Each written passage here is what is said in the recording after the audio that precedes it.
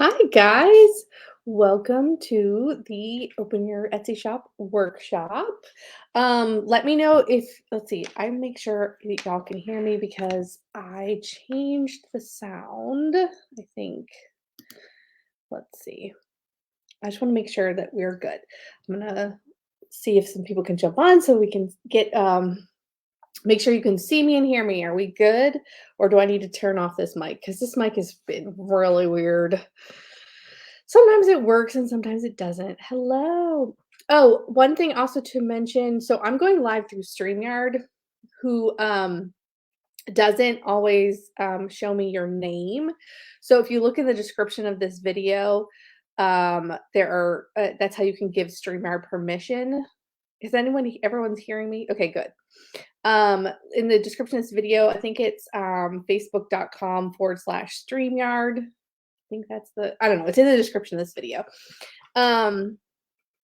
So that I can see your name because otherwise it just says Facebook user like that. So, cool.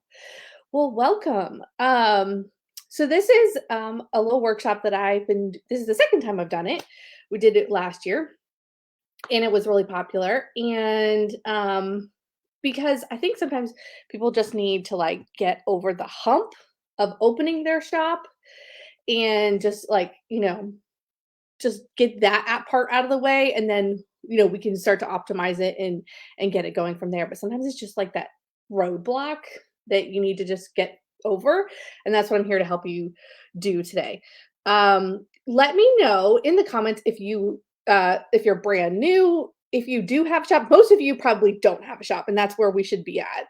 I'm just curious, do you have a shop, not have a shop? Do you have a business? Like where are you at? Do you have a business where you sell on Facebook? Like, tell me about yourself. I am very curious um, to know. Also, as you go through, I've tried this a couple different ways. I think it's best for me to kind of answer questions as they come up because then they're probably related to what we're talking about. So if you have a question, I'm watching the comments and I can answer it then. If it gets to be too off topic, we'll save it for the end. But definitely, if you have a question and we can do more questions at the end. But like, if you think of something now and you need to ask it now, go ahead. Um, just starting my business. Don't have an Etsy shop yet. Just started selling friends, family. Oh, good. Brand new. No idea how to have a shop. That's why you're here. You are perfect. Perfect.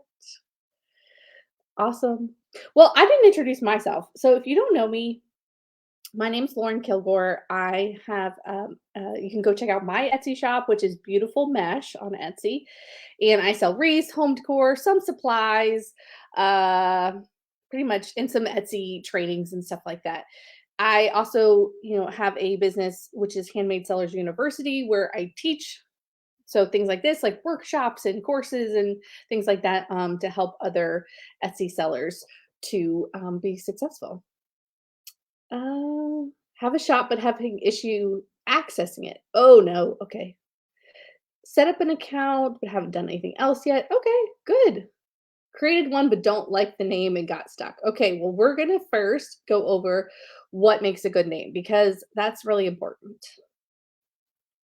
Um, been going over the Etsy sellers ebook. That's probably outdated. Their ebook, mine is up to date. I have one that's up to date. Theirs should be up to date, but they do change things a lot. Okay, so I will start the presentation and also I'll put the slides in here when we're done so that you can reference them later. Okay, so again, ask questions when you need to. And let's see, let me find here we go. Let me do this.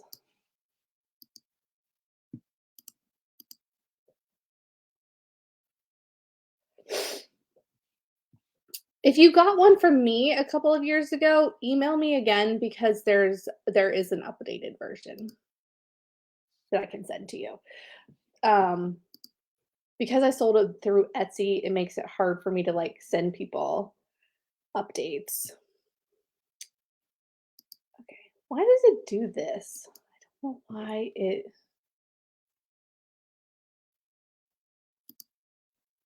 All right, well, we'll just have to do it. I don't know why it does it so you can't see the screen. That makes it really annoying. All right. So, what makes a good shop name? I'd love to know if you guys have a shop name or a business name now, what it is. So maybe we can kind of like get some ideas off of each other in the comments. So let me know what your shop name is or what your business name is. Your shop name is important, obviously, but I don't want it to stop you from just getting started.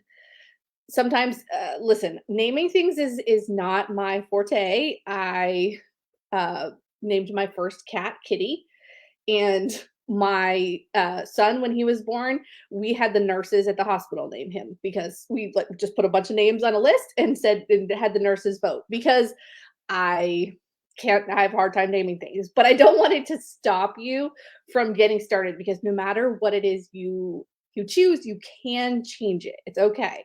But I want you to kind of think of some options here because it's going to be important for how you are remembered, for brand awareness, for how you are, it's your scene. So we have to kind of try to engineer something that works. So the first rule is that it does have to be 4 to 20 characters. So it has to be at least 4 letters or characters, can't be more than 20. So um Grandma Debbie's creation is probably going to be too long. So we're probably going to have to shorten that. Kara's Creatives, that might work. NKN Creations, that's probably going to work. Bittersweet Farm Decor, that might be too long. I have to like see what that is. Um, Love That Creations, which is registered, but not sure if I love that name now. I like that name. We'll go through cut some of the like do's and don'ts. So you can't have any spaces or punctuation in your title. So that's why everybody sort of runs together. The best way to separate out different words would be to like capitalize the first letter of the next word. So like when I have beautiful mesh, the B is capitalized and the M is capitalized. That will help people kind of see the difference between words because you can't have a space, which is annoying. You can't have punctuation like periods or dashes. I don't think you can have a dash. You can have some characters, numbers, things like that. But I will tell you, I probably would not choose numbers or weird characters because we want people to remember this. Definitely no profanity, no words that are, you know, and fall into that category, and no trademarked words. So anything that is confusing with another brand that's already out there, you couldn't use. And one of the trickiest things is that you can't match with another Etsy shop name, whether that shop is current or old. And so that means, that even if a shop has closed years ago, you can't use that shop name again. And you won't necessarily know that until you start walking through these steps to open your shop because obviously if it's closed, you're not going to find it. But Etsy does not allow those names to be reused. So once it's, used once, that's it. It's out. Because it gets confusing with the URL and everything. So that's the tricky part. You will have to change it just a little bit to get it, if it's already been taken. So I'll show you what it looks like when you open your shop and they ask for what your shop name is. They will give you suggestions. So if your name is already taken, they'll give you some suggestions of words that might, or ones that might work with what you've got. You can also start adding things onto the end. So you could add things like CO, like like company. You could add designs. You could add studio. You could add. I like the one it was that was farm. That was creations, things like that. So you can add things onto the end if your name is already taken. So somebody who wanted to come along and use Beautiful Mesh, they couldn't use just Beautiful Mesh. They'd have to say Beautiful Mesh Designs or Beautiful Mesh Studio. And so that would be allowed. It is going to get confusing, but it is allowed. Um, the reason I say to add things on to the end is because of the way that Etsy search works. If you at least have the beginning part right or the same, it's going to pull up. If somebody were to search for your name, it's going to pull up all the ones that contain that. So like it'll pull up Beautiful Mesh Designs, Beautiful Mesh Studio, beautiful. So all the ones that have Beautiful Mesh in it are going to come up. So even if the ending's a little bit different, they at least can get part of the way there with the beginning of your name. Does that make sense? So I usually, if you're going to add things on and change up the name just a little bit, I would change the end of your name. So the biggest tip is you want to make it memorable. So it needs to be something that, people can remember, that you can easily think of. It if you are in a crowded room and somebody across the room at this party goes, "Hey, what's your shop again?"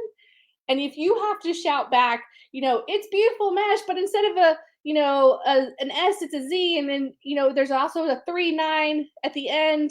And if you have to like qualify a whole bunch of it and try and tell them how to spell it and how to write it, you lost them.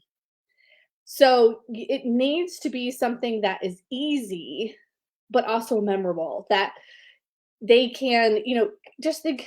I saw something the other day that, people get bombarded with so much information these days.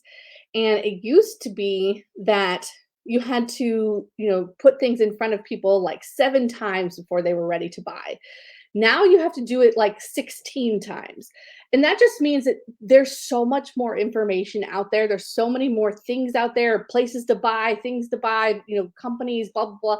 Like there's just so much more out there that you really have to focus as much as you can on brand awareness and keeping it simple for your customers.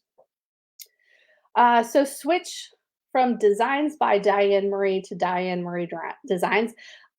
I would. I mean, you don't have to, but that would be my suggestion. Yes, this is recorded. So again, make this easy to spell. We're not going to have a 2 instead of TOO or TO. We're not going to have a Z instead of an S. We're not going to have, I hesitate even to have a K instead of a C.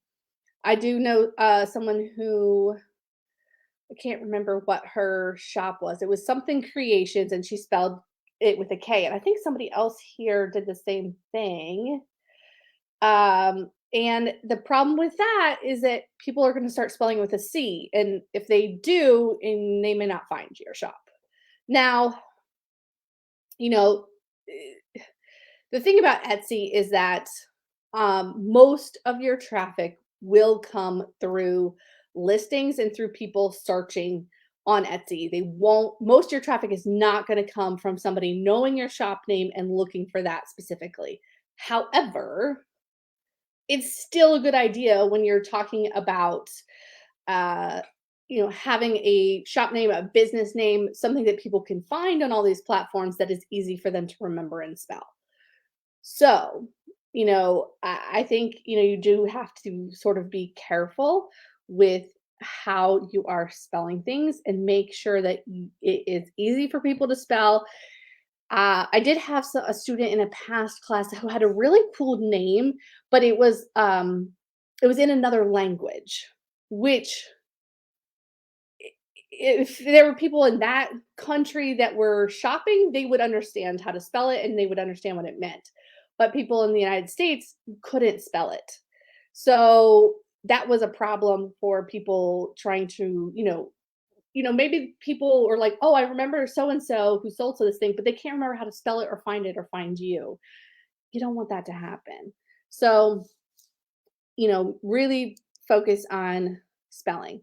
The other thing is you really want it to match your social media. Anything else that you already have out there, you need to have it match. It needs to be the same name everywhere. If you are asking somebody to remember 2 names for your one business, you're asking a whole lot. They're very rarely gonna remember the one. So, asking them to remember 2 is just, like, way over their heads. So, you need to come up with something that is going to be the same everywhere they go.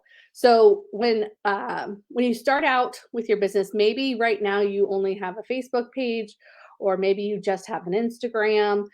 I whatever whenever you start out, I would get all of these platforms now, when you get started or as soon as possible, and get them all the same rather than wait. So maybe you don't want to open Facebook yet, or maybe you don't want to open Pinterest yet. That's fine, but secure yourself an account there now with the name that you choose, so that later on you can, work with it. You want to make sure that they're the same. Now, if you already have a business going and now you're opening your Etsy shop and you can't get it to match, again, you can change the end of the name on Etsy, but also you can go back and switch your social media. I know you probably don't want to do that, but I'm telling you, if it is too different, it's not going to work.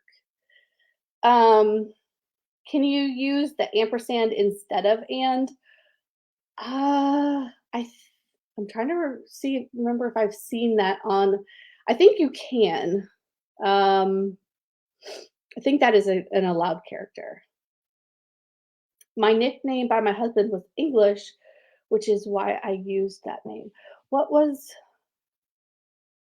the shop just does English wreath design? I didn't see what your shop name is English's Wreath Designs and more. Okay. But Etsy shortened it. Yeah, because of that 20 characters. So if you go to this website, namechecker.com, it's spelled weird, I know. CHEKR.com.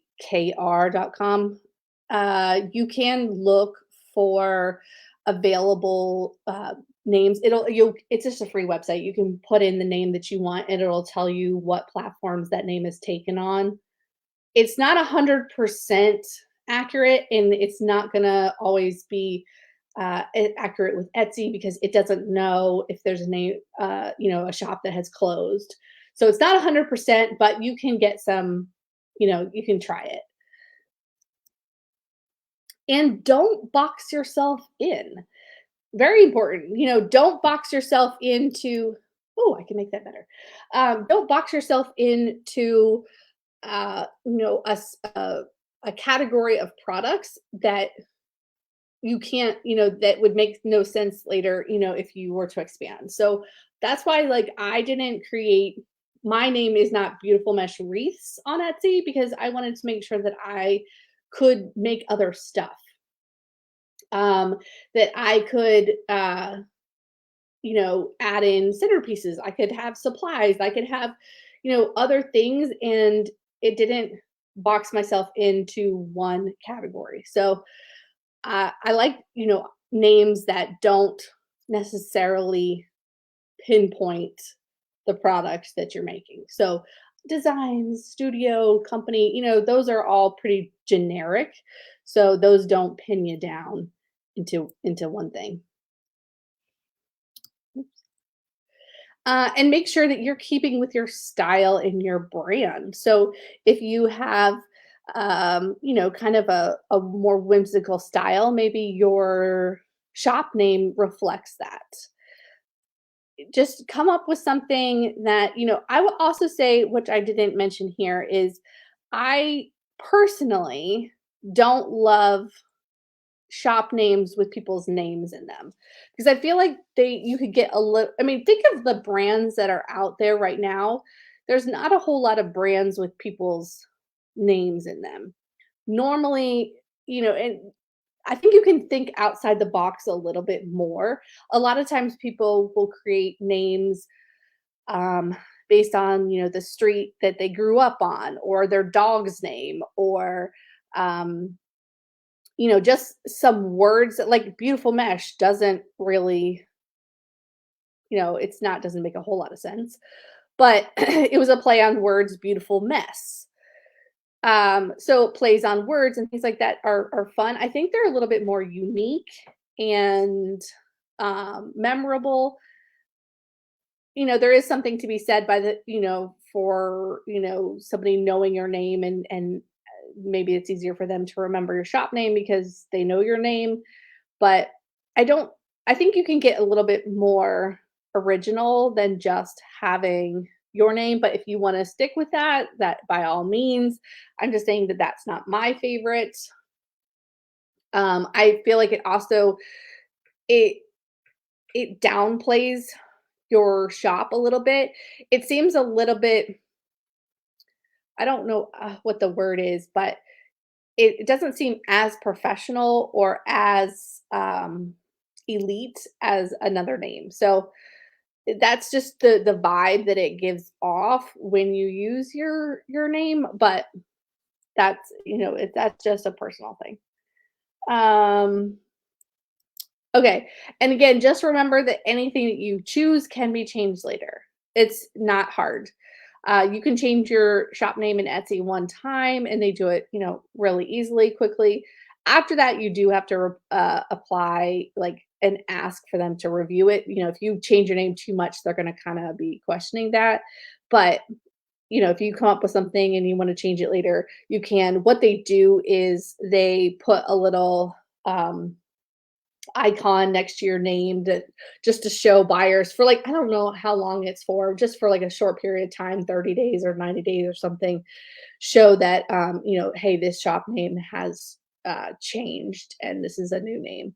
So just to alert people, but it's really easy if you just go to I'll show you my shop. If you go to the settings once you open the shop, I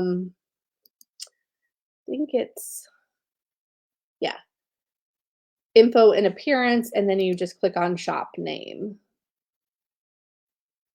And so you can just enter in your shop name here. So, 45 days. So this is the little icon that will appear next to your shop name. Um, and just tell people that you have recently changed your name. Does anyone have a name out there that, or is anyone stuck on a name that maybe you don't have anything yet that you kind of want to some help brainstorming a name. Kara's creative. Let's see. Soul darn good. I like that. Um, Bella Vista Reefs. Oh, cool name. I like that. Does anyone have any other names that they are trying to come up with? I'm telling you, I had a hard time. I'm totally stuck. I'll be making wreaths and other crafts. Um, Again, I wouldn't box yourself in with worrying about something that is, it says wreaths in it. A couple of ones that I have seen are like mulberry designs, blueberry hill. None of those say anything about what the people are making, but they are, personal to them and it means that those words are places they've been or, things they like to do or something like that. Selena Gifts, I like that. Bella Vista is my street name, and it also means beautiful view in Spanish. See, I love that, Carla. See, I love names like that. So it's original, but it means something to you, and it's easy to spell. Um, The only reason I picked Grandma Debbie is what my grandkids call me. Listen, I don't need to put people down at all if they want to use their name. That is totally fine. If it's special to you and that's what you want to do it, by all means do it. It's not. I'm not putting anybody down for choosing that. I'm just thinking, if you wanted to think outside the box a little bit, uh, Sometimes, you can come up with a really cool name. And, you want to look a little more professional than, just somebody's grandma that's making things on Etsy, like, which is fine for like a craft show, but when we're talking about being like selling online and, reaching this broader audience, you want to seem a little bit more, um, maybe a little bit more, a little different. I wanted your front door and more, but it was taken. Yeah, I'm gonna guess something like that is probably already taken.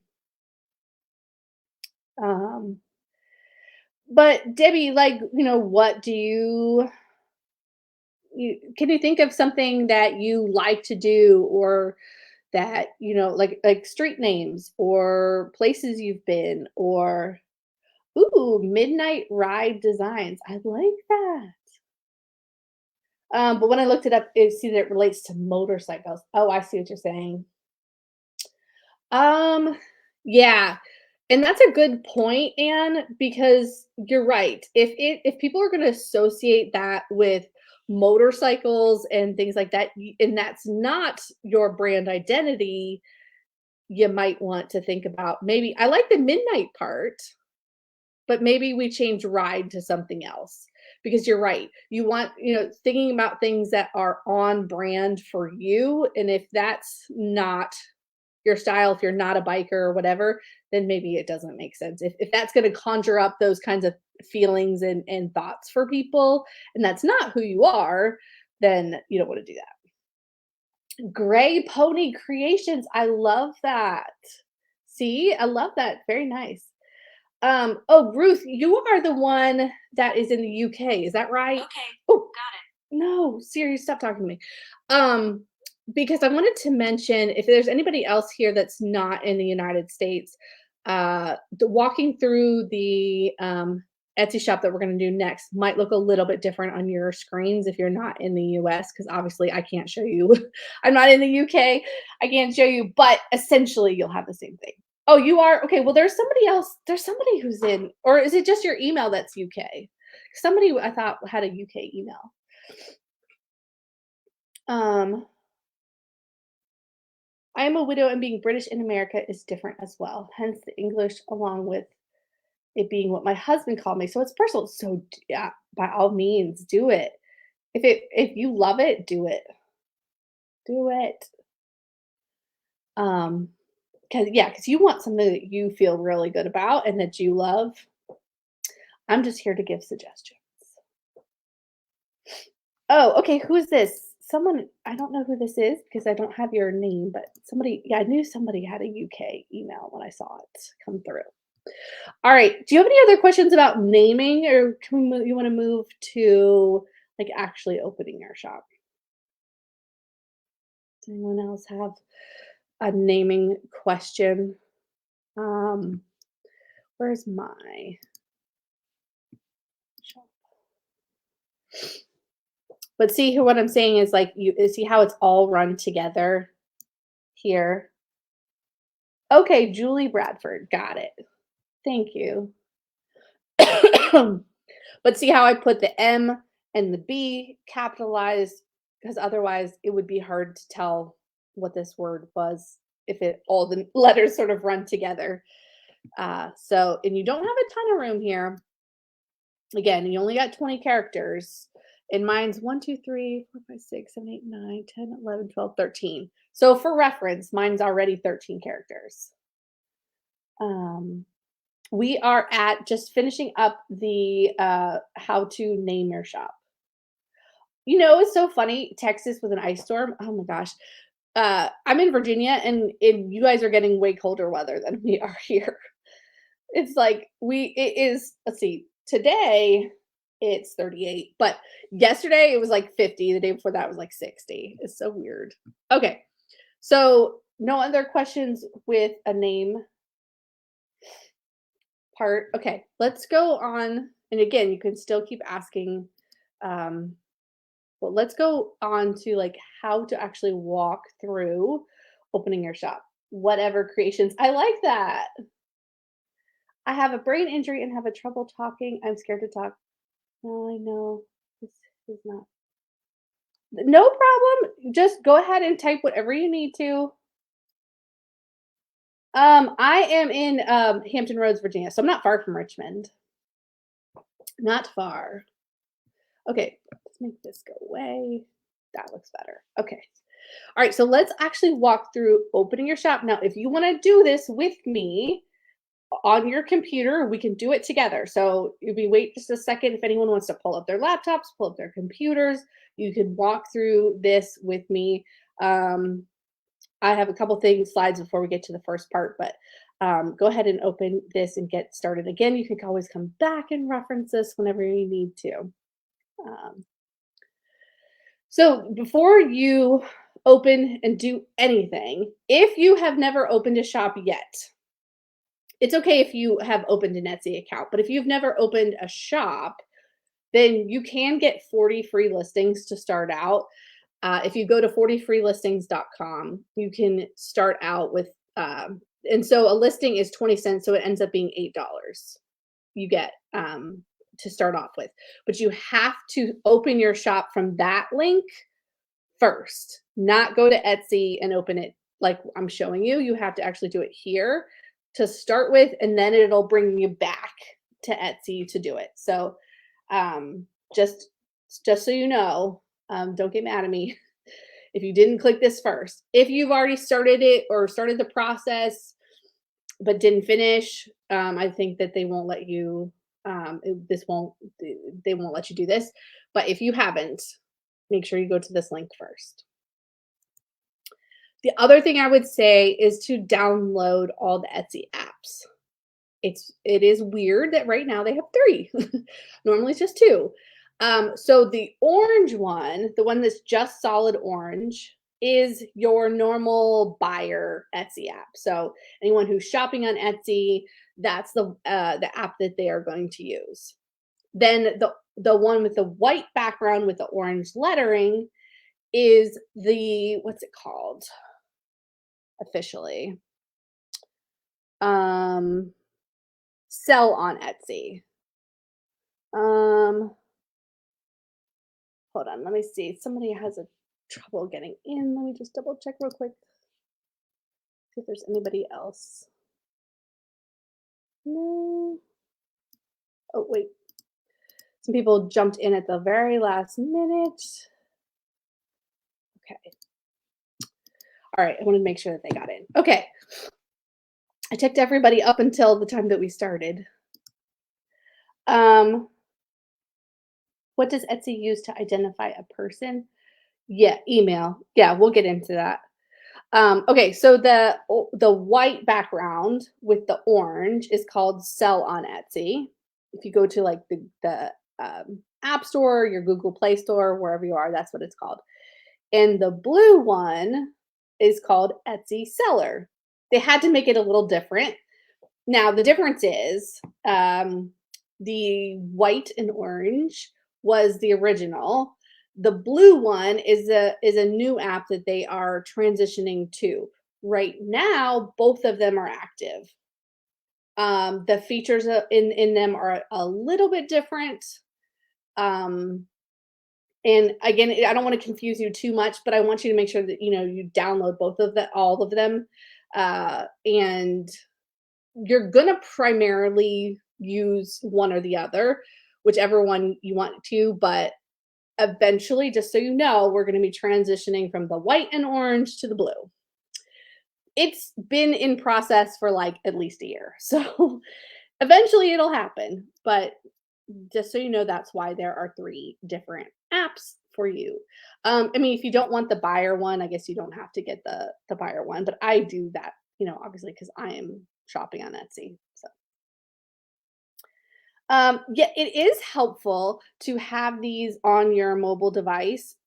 Most of the setup for Etsy it's easier to do on a computer. And then after that, you can do 90 some percent of your Etsy management through a mobile device. And that's it's a lot quicker and easier. You can do all of it from a computer if you want to, but a lot of people nowadays don't have a computer. They might just have an iPad or a phone. And So you can do I do most of my listing, photos, editing, stuff like that just through my phone. If I need to jump on a computer, I do. Um, shower the house with baby wipes and Kleenex, no problem.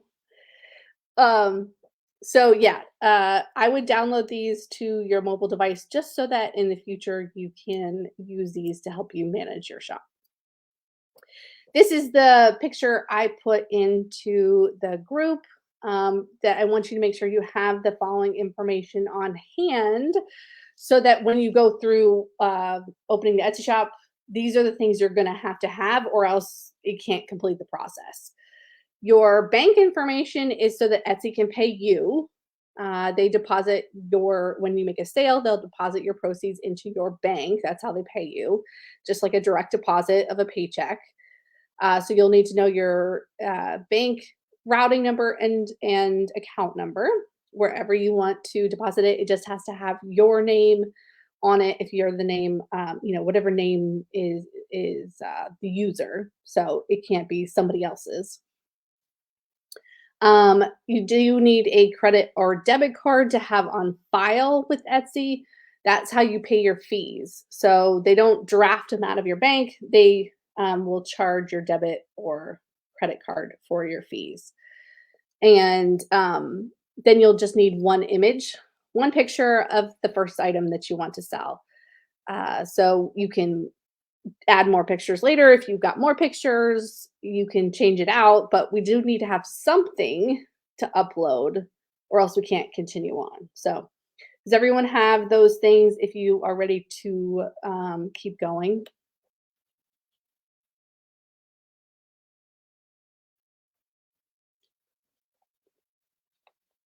I opened my shop. How long do the free listings? I think it's. I don't think there's an expiration date on the free listings. I don't believe there is, because I've had a lot for a while and they've never expired. So I think you're good. Okay, so if you didn't go through the 40 free listings link, um, you can do it this way. Again, you won't get the free listings this way, but this is the other way to start the process. If you already have a login to Etsy, don't create another one just for your business. It's kind of like Facebook, where you have your personal profile, and then you have your business page is like attached on to it. Same kind of thing with Etsy. So you only need one login. You don't got to remember two. Everything's going to be in the same spot. It makes it way easier. There's no reason to separate them. So if you already have a login to Etsy because you bought things from them before, just go ahead and sign in. If you created a new one, you can delete that. You can go back to your original. I just think it's just way easier to have everything in the same place so that all your purchases and you're selling everything's together. There's no really reason to separate them. If you've never registered for Etsy before, go ahead and open an account. And then at the top of your screen, you will see right by your little profile picture, if you have one. If not, it's gray like this. There's a little arrow, a little triangle, and it'll drop down. You click that, and you can click sell on Etsy. Does everyone see that? And that's how we will start the process. Is that the same for Instagram or TikTok? Um,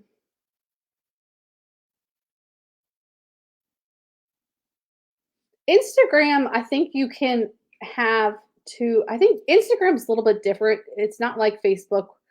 Instagram, you can have separate accounts for personal and business. Like you can have a business page without having a personal account on Instagram. However, with Facebook, you have to have a personal profile before you can open a business page. But I would probably not make all the logins the same just for security purposes. If I use one sign in, does it make my personal purchase available to see to people who may purchase from me? No, no. Etsy keeps that kind of information private. they won't see. The only thing that they will see if you do it, I will show you. So when you create a profile on Etsy, so like this is my profile for me. Like even if I wasn't a seller, this would be here. The items that I have favorited. Doesn't tell which ones I have bought, but it tells the ones that I have favorited. I think there might be a way to hide this, but uh, that's the only thing public that people will see, if that I have favorited these shops, these items in my shop. That's the only thing they'll see. They don't see what I've bought or sold. You can hide what you've sold, but they definitely won't see what you've bought. You can make that private. I thought so. If you edited your public profile. Yep. So right here, you can you don't have to include those things on here. So that's you can take that off. Okay. Um, okay. Ooh, I think we just had somebody else jump in. Okay. There, I just saw one. Okay. All right. So the next thing you will see, you'll see a little screen, something like this, that just tells you about Etsy, blah, blah, blah. You already know this. And you'll just click on where it says open your Etsy shop. That'll be the very first step. If you've already clicked that before, you can't go back and do the 40 free listings, but some people have already stopped. Should I go back and use add my shop to my old account? You can, or like I said, you can just log out of whatever you just created separately and go back to your personal and do it there. Or if you want to keep them separate, you can. But I do find that confuses people. If it's good, it might confuse you. A lot of people like forget which login is which, and they forget which email and which password, and sometimes that can get confusing between like where's my shop. But if you want them separate, you can.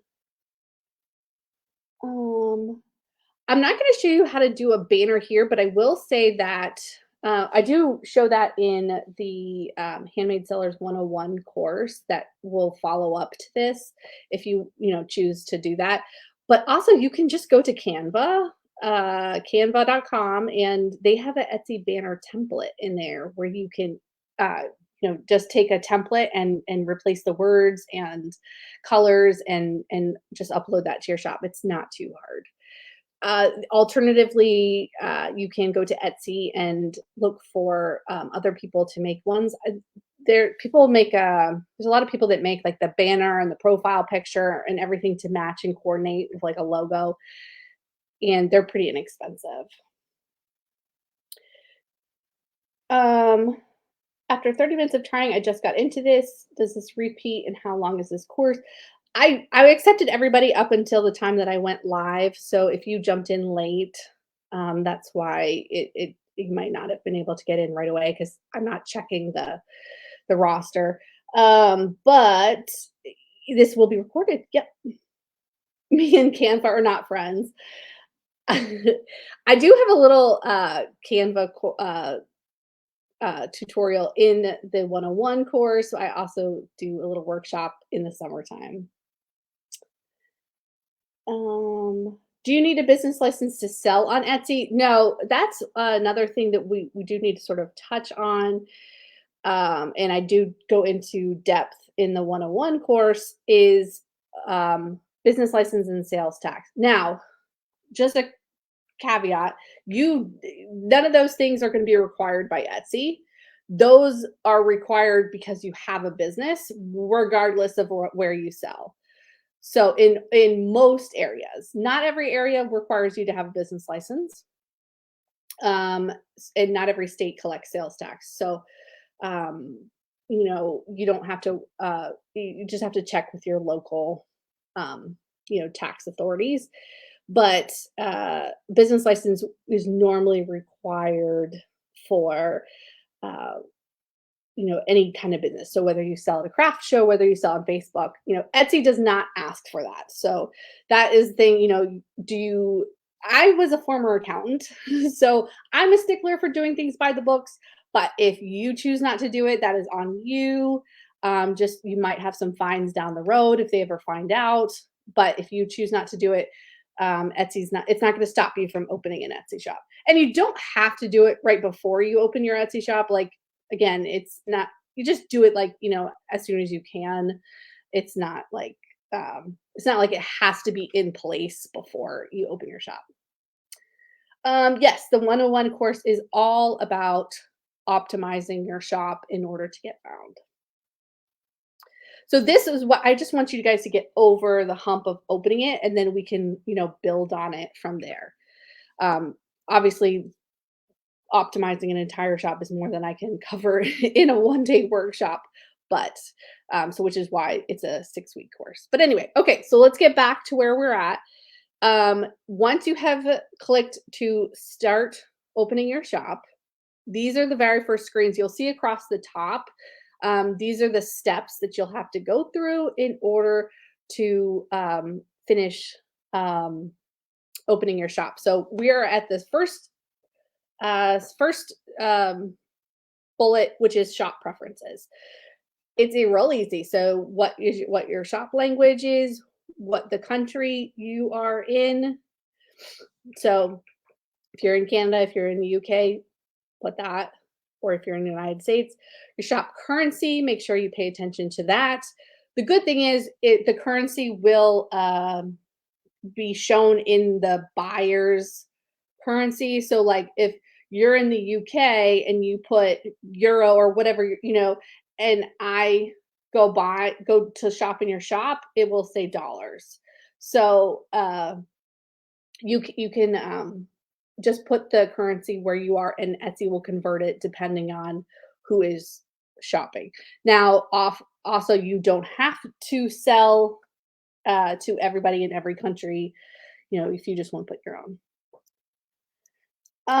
If you already have an account, if you've already opened your shop, that little right next up at the top, there's that little looks like a little shop icon next to the profile picture. That's where your shop would be. If you've already gone through the steps, all of these steps, and you've opened it, that's where you will find, your shop. But if you haven't done any of this yet, then you're gonna look here, right next to your profile.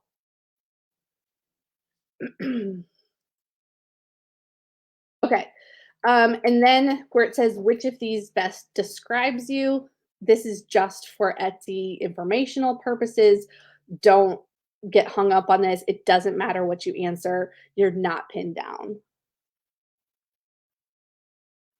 Does Etsy provide a way for customers to make payments, or would I need to provide a way for customers to make payments to me? It's one of the next screens. Etsy will provide it for you. Let me see if I can make this bigger for you. Tell me if this helps. That's about as big as I can get it. Because when I do this, it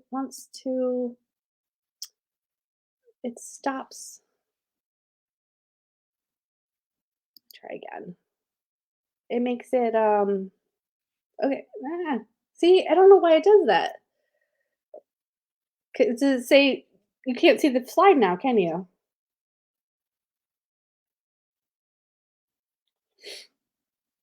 Yeah, this is the Etsy screen, so I'm sorry I can't make it black. You can't see the screen, can you? Right. I don't know why it does that when I click to present. So I can't make it bigger.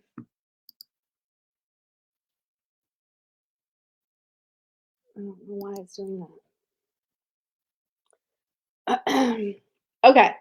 So again, but generally this is what the screen will look like, and you need, let's see, hold on. I do that, but you just can't see the whole slide then.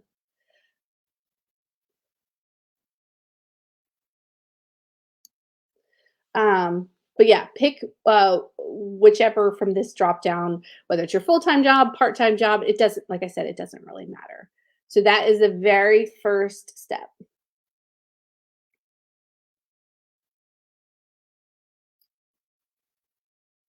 I can make this this big. This is what it will look like. Does that help a little bit? I know, I'm sorry that it's gray. This is the Etsy site. I can't change it.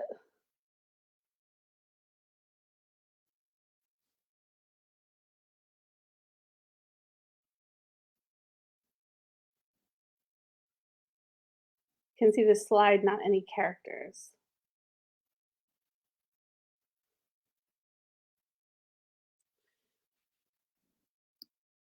You could also, can you, I wonder, I can't change the Etsy screen. This is screenshots from the Etsy website.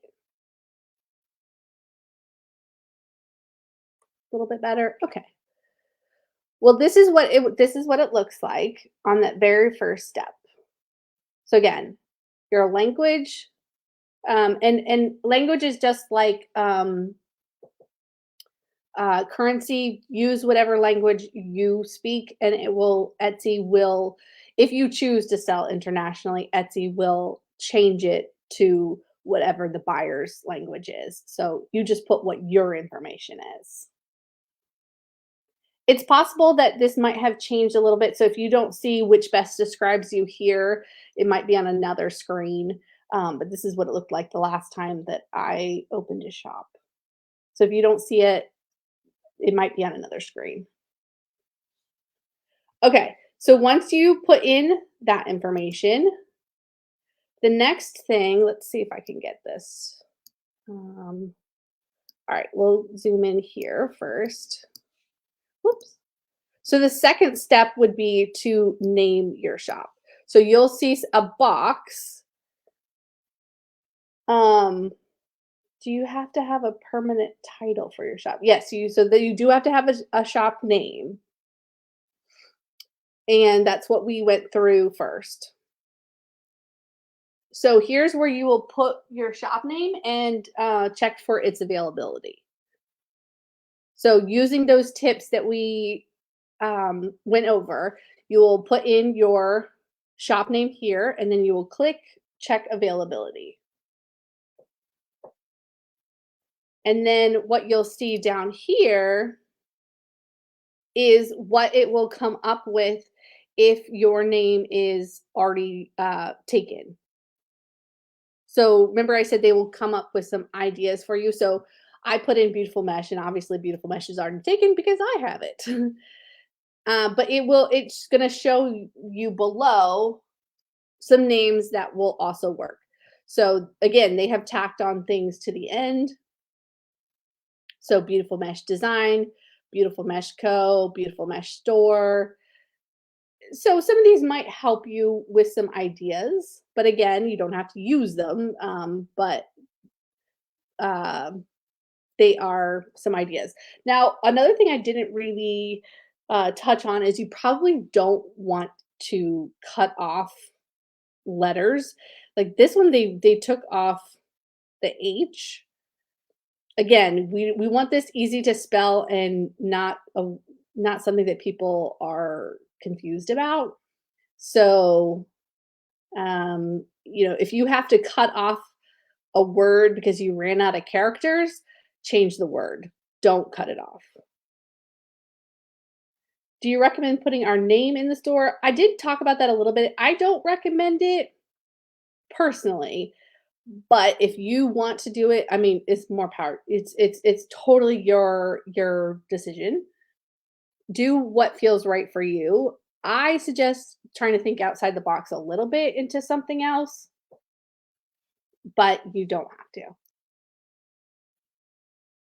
Okay, so does this step make sense? You are going to enter your shop name in the box. You're going to click check availability. If it is good, it's going to give you a green check. Yes, you're good. If it's not, it's going to give you this. Nope, not available. Here are some options. And you can just keep typing new things into this box to come up with and click check availability and see if your name is available. Does that make sense?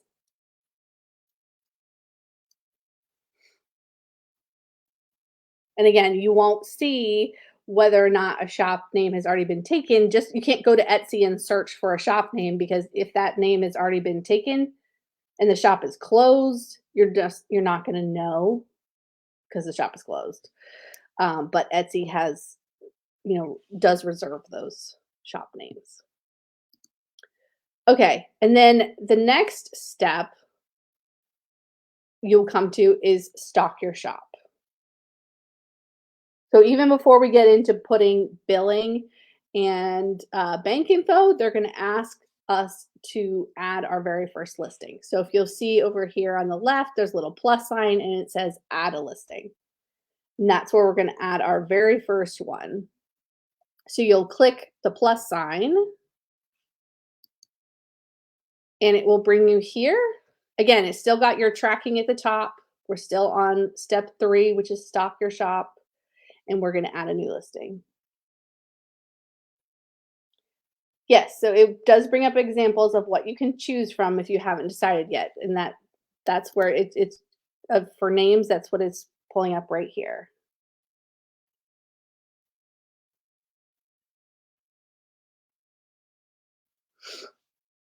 It took you to how to get paid first. Hmm, they've rearranged things. What does it say across the top? Is the steps changed around? Yep, I'm gonna walk through this whole thing on a bigger screen after naming. Oh, interesting. So they did change it around. All right, so then I will skip and I'll come back to this. So after naming, if the next step is how you'll get paid, I will skip to that and we'll go back. So how you'll get paid. Oh, yours took you to create a listing. See, why is it different? um, that is confusing. What is everybody else is doing? So I have two different paths here. Karen, have you already uploaded anything to your shop? I'm just wondering if for some reason, it saw what you had or something.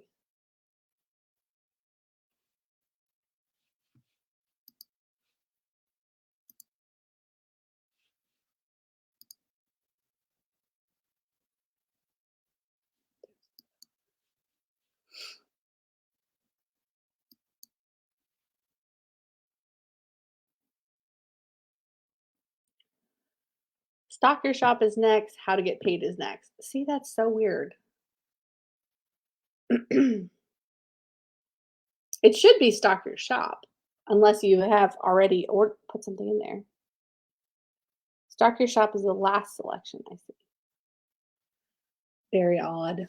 It might depend on your browser or, what version. Um, Let me do this in the way that I have it here. If it's different on your screen, you might just have to hold off and go back.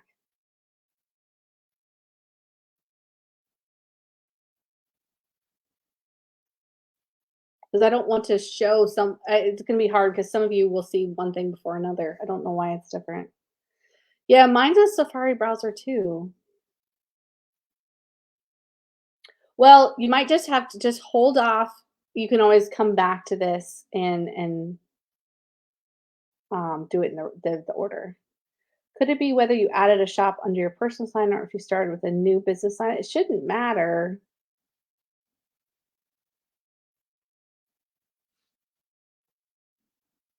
Any payments you recommend staying away from? You don't get to choose. When you enroll in Etsy payments, however the buyer pays, they can pay with all of these methods here, and Etsy's just going to pay you. You won't know how someone paid.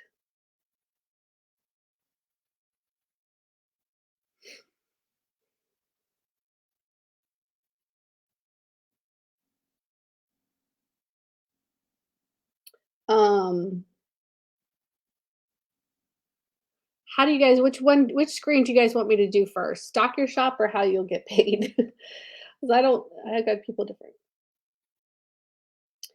Um, Etsy fees, if you go to my website, there is a whole breakdown of Etsy fees. It is laurenkilgore.com/free. I'll show you. And you can download this all about, it'll go over all of the fees.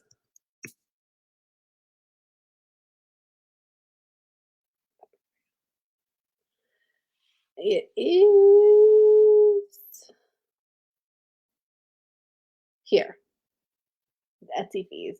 So this will it breaks down all of the Etsy fees. So basically it is a 6.5% Etsy transaction fee. Like that's what you pay Etsy to use their platform, and whatever you charge the customer, they're going to take 6.5% of that.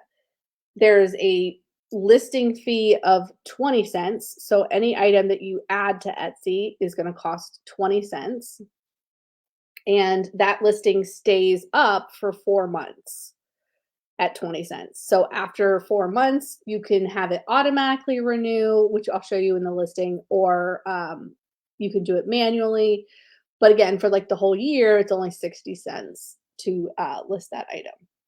And then there is a credit card processing fee. So no matter what platform you're on, it's like similar to the PayPal. It's similar to a Square fee. Anyone who processes a card for you, you're going to have to pay them a credit card fee, and that's 3% plus 25 cents. It's weird, but anyway, download that and it'll break it all down for you.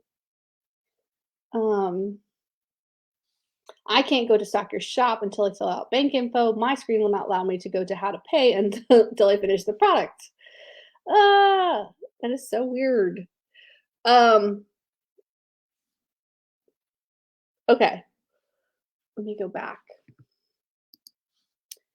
Okay, so we'll go back to how to list, and we'll do this again. You can come back to this video and do it in the order that your screen is in. But how you'll get paid, again, Etsy, it doesn't matter how a customer pays Etsy. Etsy's just going to give you the money. You're not going to know their credit card number, know whether they used Visa, MasterCard, PayPal. You're not going to know or care, or it's not going to, just doesn't even matter, because Etsy, Etsy's the middleman. They're paying Etsy, Etsy's paying you.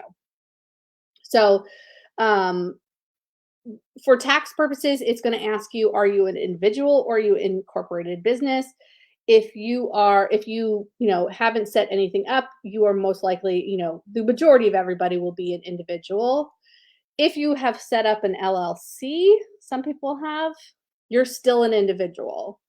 An incorporated business is like a very small, minority of the people on Etsy. That is literally, an incorporated business is a lot larger. I would probably venture to guess none of us are going to ever fall into that category. So even if you are an LLC, I want you to pick individual.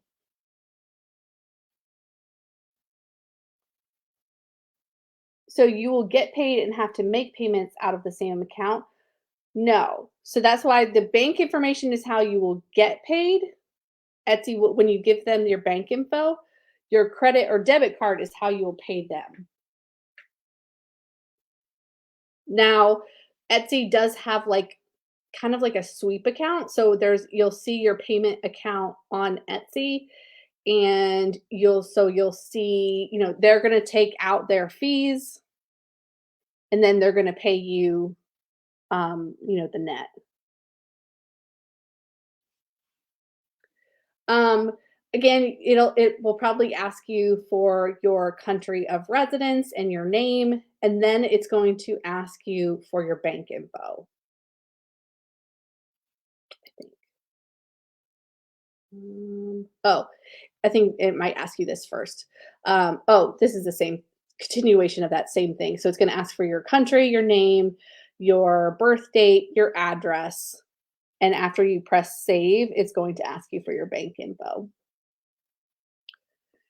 If you don't want to, it says, please do not enter a PO box or business address.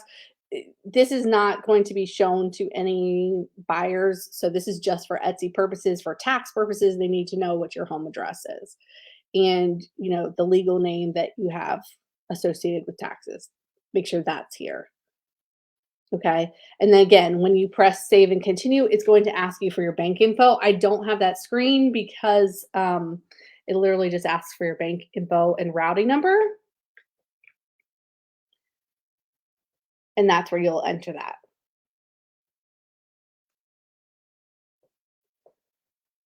Shipping fees are on us. So you will charge the customer shipping. Etsy's going to take a portion of it just like anything else that you get paid for. So, um, whatever you charge the customer is Etsy's going to take a percentage of that.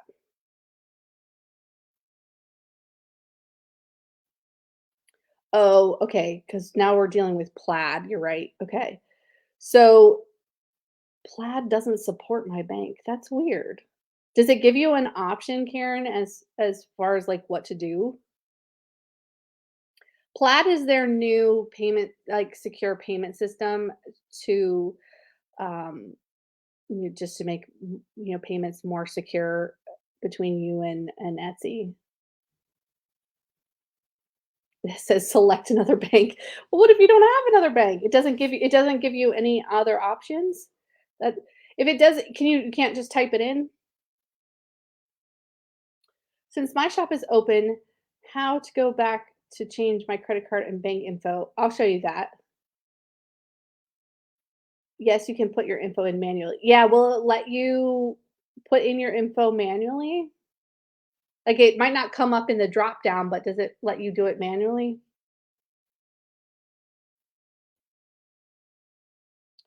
A business account with Square? I didn't know they had that. Okay, you're able to enter it manually. Okay, yeah. So there's 2 ways to do it. Yes, you can verify with Plaid on the screen if it comes up in one of the drop downs. If not, do the manual option. And the manual option is where they will put 2 small deposits into your bank account, and in a few days, you'll see that you'll come back and you will, enter in those deposits. If it does support your information, you can just type it in on the screen. Some people aren't comfortable with that, but they don't save your login info. It doesn't open you up to any hackers or anything. It just is a quick and easy, fast way to get registered. But if you don't want to do that, you don't feel comfortable with that, just do it manually.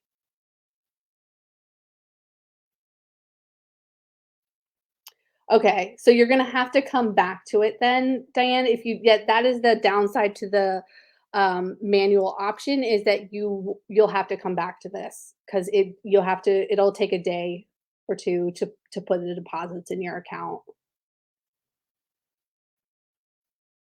So if you do it on screen, you can get through it immediately. But if you have to do the manual option, you do have to wait and come back. So just hang tight and watch this part and you can come back to it.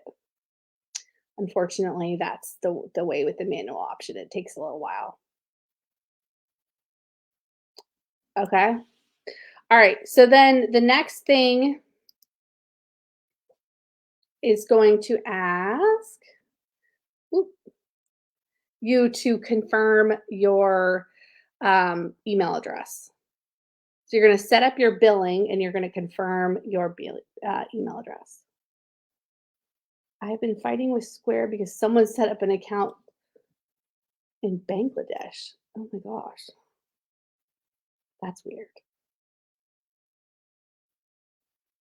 I do, Novo also has free online, bank accounts if you need to do that.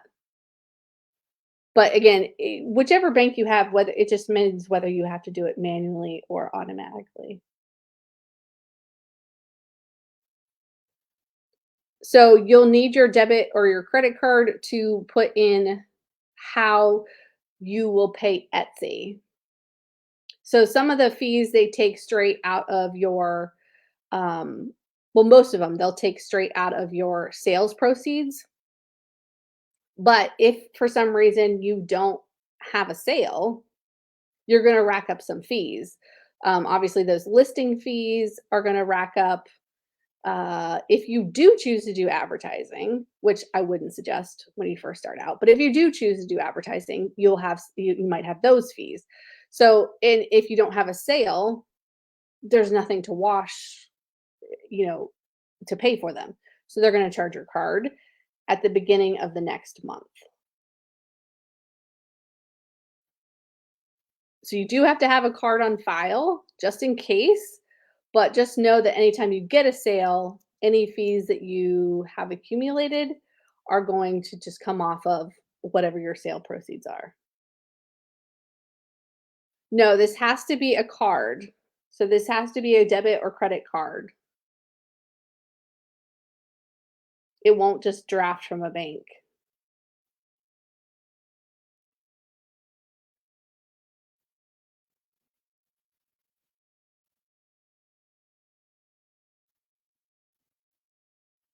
Nope, can't be deducted from the bank. It's gonna ask unless they've changed that option. I've not seen that if you see it on your screen, but everything I when last time I did this, it was just a card.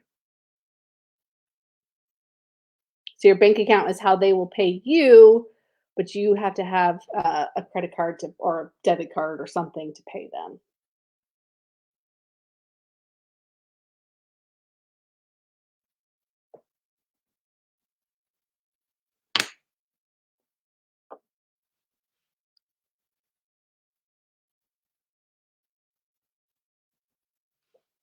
Okay. Here is again, the very first listing is going to cost you 20 cents. So they will it won't be charged now, but they're going to add it to your bill. So you're going to have a payment account, you're going to have a running bill. And again, if you get a sale, they'll take the 20 cents out of that sale. If you don't get a sale, that 20 cents will be charged to your card the next month. Yeah, you can get a debit card for a business account. I have one.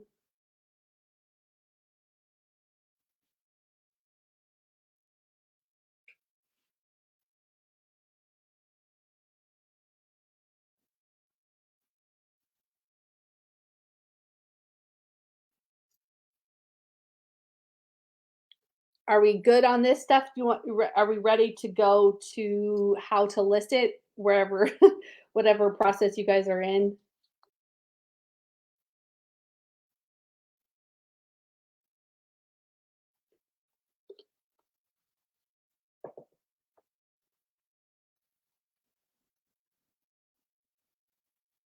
This is why I say have all this information ready so that when you get here, you can just go ahead and enter the stuff in.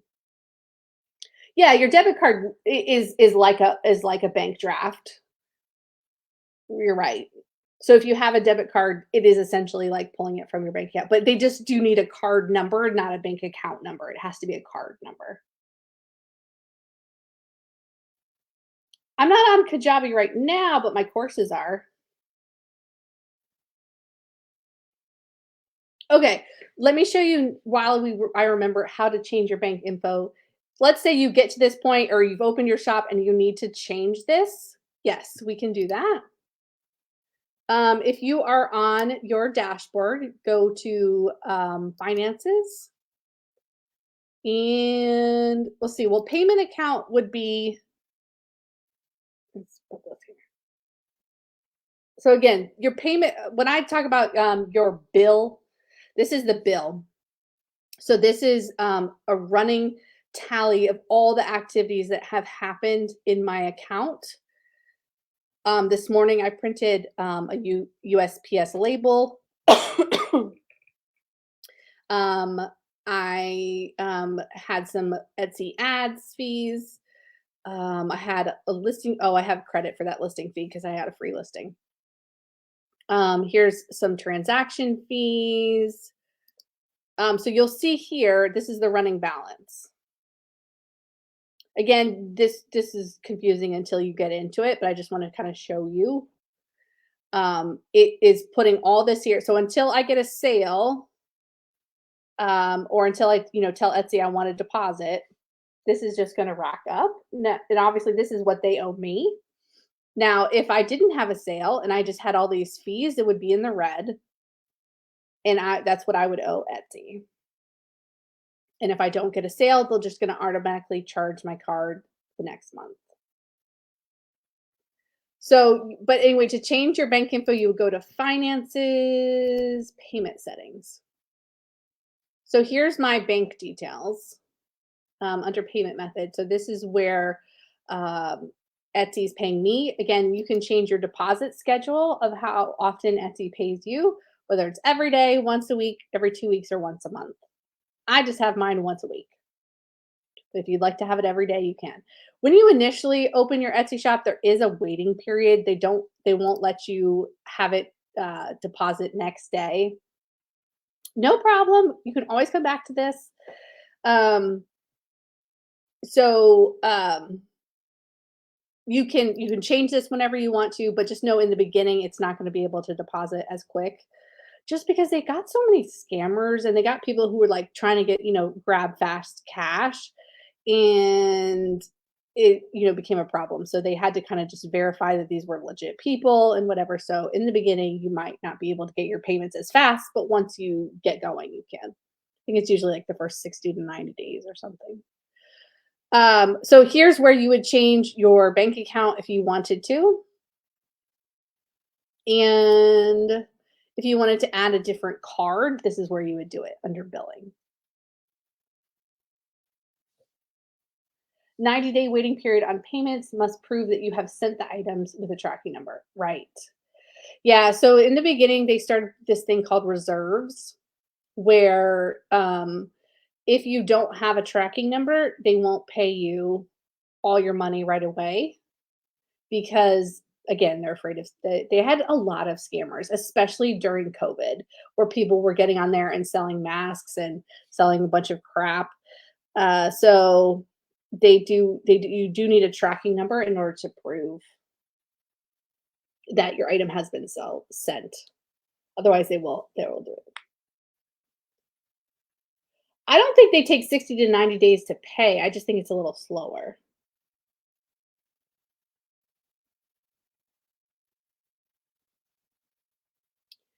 Should we set up a separate bank account for Etsy business? Yes, it definitely makes it a lot easier. It definitely makes it a lot easier for taxes. Now, the only problem is that a lot of times business, like classified business accounts, do come with fees at most banks.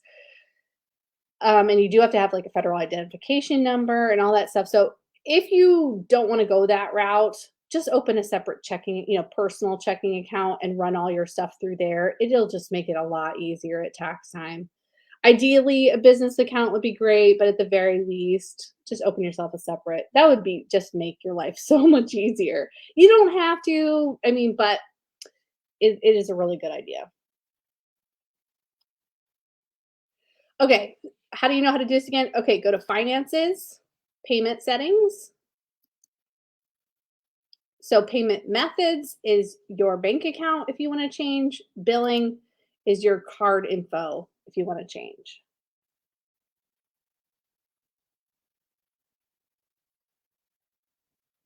Shipping is a whole nother can of worms. I have a whole shipping I do go over in depth in for an entire week in the 101 course. I also have a separate mini course on it. Uh, but you know, long story short, you're going to need to know the size and weight of the box that you are sending or package that you're sending, and then just go to various, shipping websites and enter in that information and see what, dollars. Pick different zip codes and see what amounts come up, and then. But with Etsy, I mean, you can also. That's how I do it for wreaths now because. But with Etsy, you can choose a calculated shipping or a fixed shipping. Calculated shipping, you're just gonna need to tell Etsy what the size and weight of your box is, and when the person buys, they will calculate it. A fixed cost, you will say, no matter where the person lives, no matter what size I decide to pack this in, my shipping costs X amount. You don't have payment settings on top? What do you have? So it's under finances, payment settings.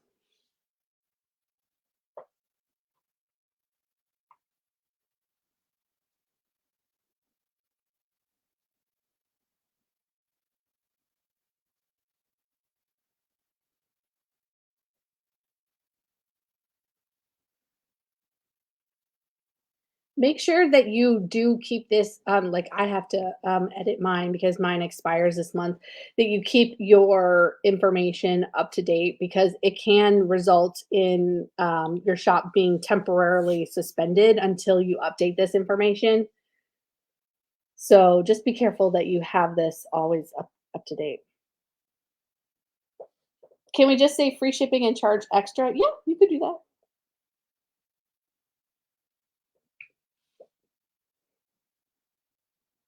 It all depends on the product that you sell, how much you have to increase your prices in order um, to add the shipping on, you know?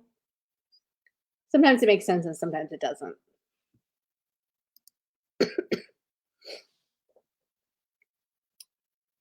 All right, so we're gonna go back to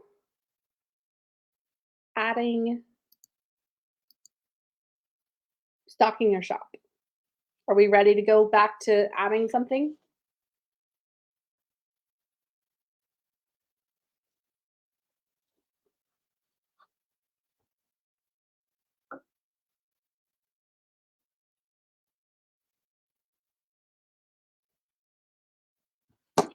Make sure nobody else is trying to.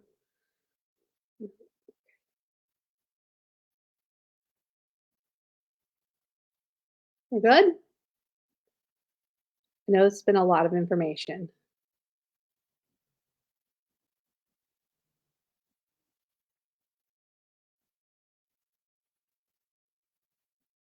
Okay.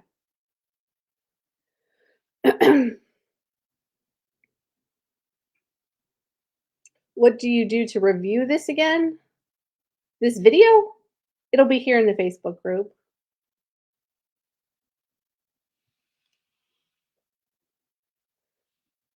Okay.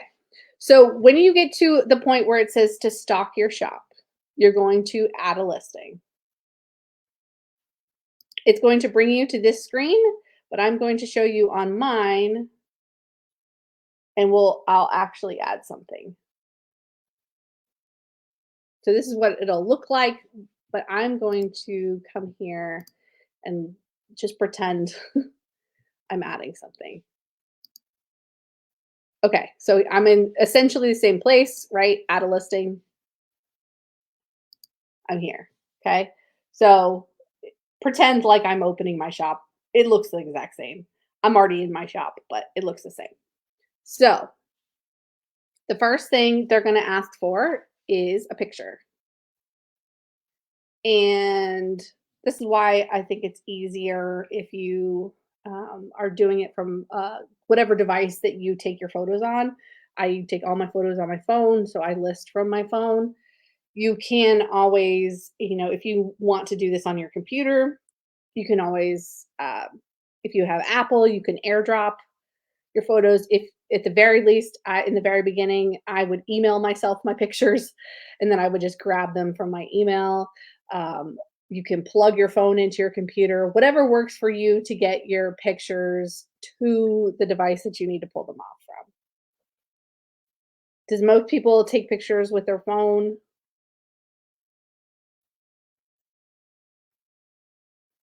I mean, I do. It's not nowadays, phones are so, like, so good. No, so it's not gonna be a PDF. PDF is a file, is a print, like a flyer. It will be a JPEG. JPG?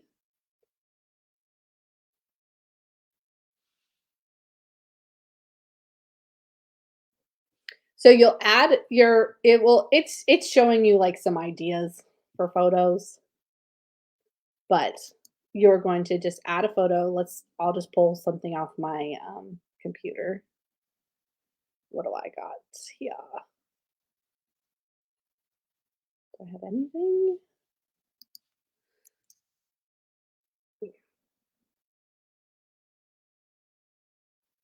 Alright, we can use that one. So we'll use this one first. If you get this, don't worry about it. I get this all the time. It's just telling me that, like, they think that the quality isn't that good. Uh, I've never had a problem. When I list it, it looks fine. You don't even know. So, it'll let you bypass it even if you get this little "Warning, warning," so you can ignore. So, you get 10 picture slots. If you choose to upload a video, it will take the place of one of those. So, you will have 9 picture slots.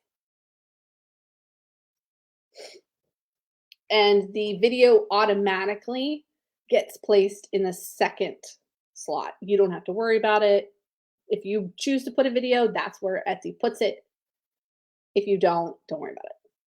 I think you should add a video, but you don't have to. You at least have to put one photo. And I would suggest that you definitely put as many as you can. Don't just take the same one and repeat it 10 times. Put different angles, close ups, things like that. If you don't get 10, that's okay. I don't have 10 in most of mine. When I first started on Etsy, you only got 5. 5 was the max you could put. No videos, only 5 pictures. Now you get 10. 10 is hard to get. It's like, how many more pictures can I take of the exact same thing? But definitely take your close ups, take different angles, take all kinds of views, maybe different backgrounds, try different things out. You want to make sure that you are representing the item. It is, the best light that you can, no cluttered backgrounds. um, it doesn't have to be an all white background, but it just needs to be uncluttered. You could stage it with things depending on what your product is, but just keep it as simple as possible. You want your product to stand out. I average about 5 to 6 pictures in the occasional video. Yes, that's kind of what I do.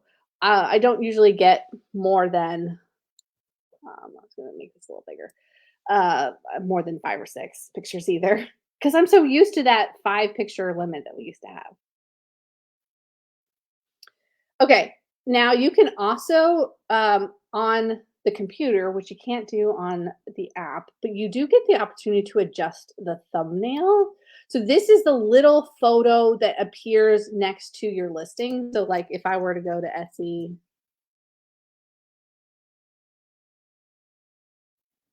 maybe. So let's say like I were to search for chaotic grief. This is the thumbnail. So this is it's the very first image, and it is cropped a little bit. So you can adjust it. So let's say maybe your image is, needs to be zoomed in, or maybe it just needs to be positioned a little bit better. You can do that on the computer. I have some like that I have to sort of reposition. So you can do that. Here's where you would add a video. Videos can be 5 to 15 seconds long. There's no sound. When I showed you in the beginning those different apps that you need to download, if you want to upload your video with your mobile device with an app, you have to use the blue one. The blue one is the new app, and that's where the video feature is. The old app was made before we got the opportunity to do videos, so they don't have that option to add a video. What is the with the best picture pixels? I always get that triangle. I get it a lot too, and it's not a big deal. Honestly, just bypass it. It's gonna look fine. 9 times out of 10, it's gonna look fine.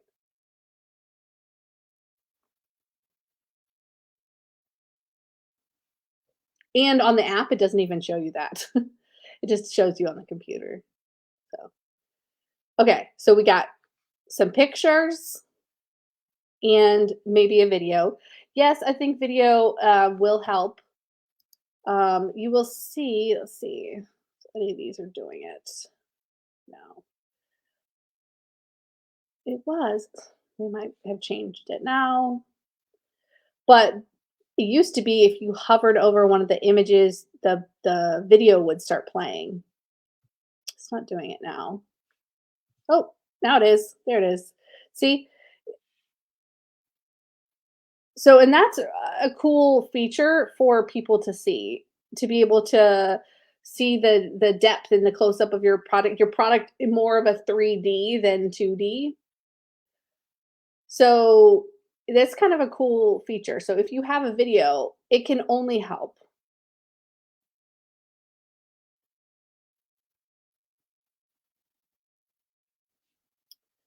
All right. So then we'll go to listing details. Okay. So take a deep breath. This is a little bit. All right. Your title of your item should be keywords that buyers are searching for. This is not a title of your artwork. This is not the title that you would put in an art gallery. This is not a description of your product. This is not sentences talking about your product. These are keywords that buyers search for. So, for example, 4th of July wreath, flag wreath, patriotic floral grapevine, Memorial Day wreath. Those are all keywords that buyers would search for to get to this item. I'm not going to say um, tan bow because my buyer is looking for a wreath, not a bow. Right? So I'm not describing the things that are in it. I'm describing what it is, who it is for, where it could be placed, on your front door, maybe what gift or occasion it's for. But I'm not straight up describing it. So I'm not going to like put red bow on this. It has a red bow. And sure, you might talk about that in the description. But as far as a title and the way that somebody would search, that's not how they would search. They're looking for a red, white, and blue wreath. They're looking for a Memorial Day wreath. That's what they're thinking when they come to Etsy and they type something into the search bar. You got to start thinking like the buyer. What do they want? They do not care that it has a tan bow. That's like, they might come upon it and go, "Oh, that's pretty. I like that." But that's not how they start their search. Landscape painting. Yes, that would work. It's probably very broad though. It's in a keyword that I would include in there, but I would also get more specific. Otherwise, you're going to be lost in the sea of landscape paintings. I'm sure there's a lot of them. So, more about maybe the style of it. Um, is it you know, the way it's made or the style of it, the art style. So some people might be looking for um, something that's more geometric or something that's more floral or something like that. So they might get real specific about what type of landscape painting they want. They might also get specific about where they would put it. Landscape painting for their office or one for their home. It might be a little bit different.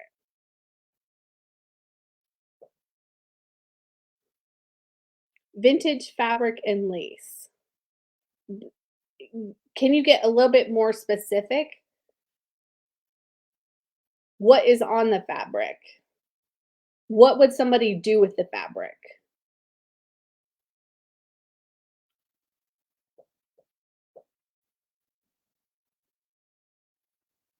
Would they use it for dressmaking? Would they use it for a tablecloth? Slow stitching. I don't know what that is. Okay. So then I would include that. Like include what it is for. Journals. Oh, interesting. Realistic pastel landscape painting. I think that now that's getting into better keywords. Yes. Because now you're including more like qualifiers and more words to kind of narrow it down.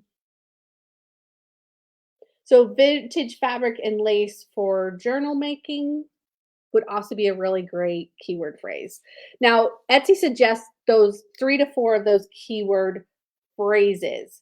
So realistic pastel landscape painting would be one great phrase. Now, can you think of 2 to 3 more that you could also add? Because you get, see how many characters you got? 140, I think, in your title.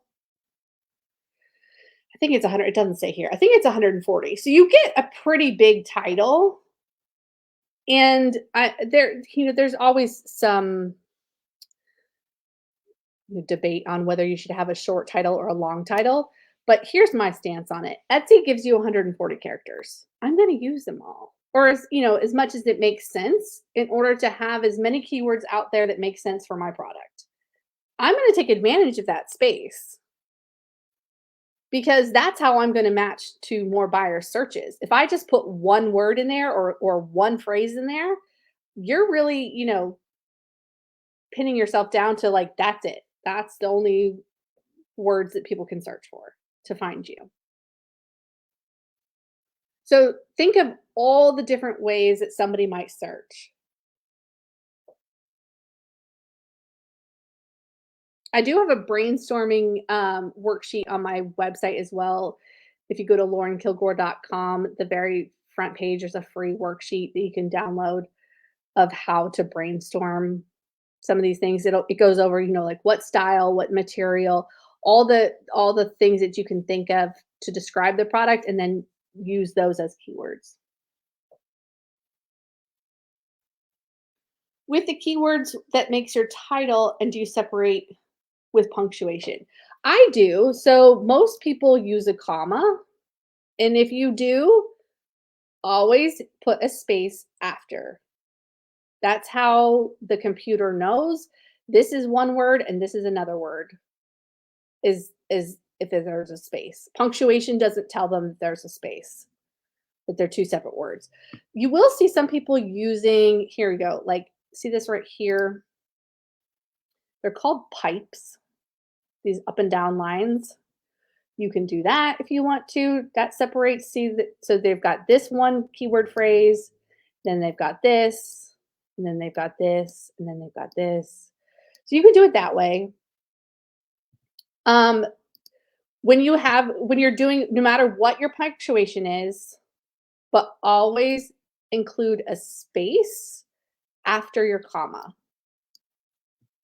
because that's how the computer knows that this word is separate from this word, is because there's a space. Punctuation does not indicate where one word stops and another word starts to a computer. Only a space does. So you don't want, if you had these running together, it would think that this says wreath patriotic. and it would just might be confusing when you're trying to match to what people are searching for. So no matter what punctuation you use a space after it. Whether it's a dash or it's this little pipe or slash. Some people use a here. This person used a dash.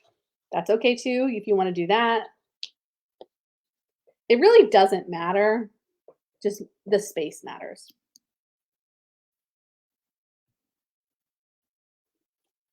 Trying to see if there's other options. Here's an option of how I would not do it. See how these are running together and there's no space? I wouldn't do that. I would make sure you leave a space. So if don't pack it so full that you can't have spaces. Plus, it's hard to read.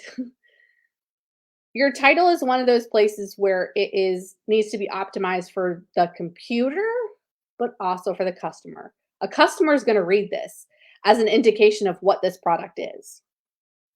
If you have just a bunch of words smushed in there, it's going to be really hard for someone to understand what that is.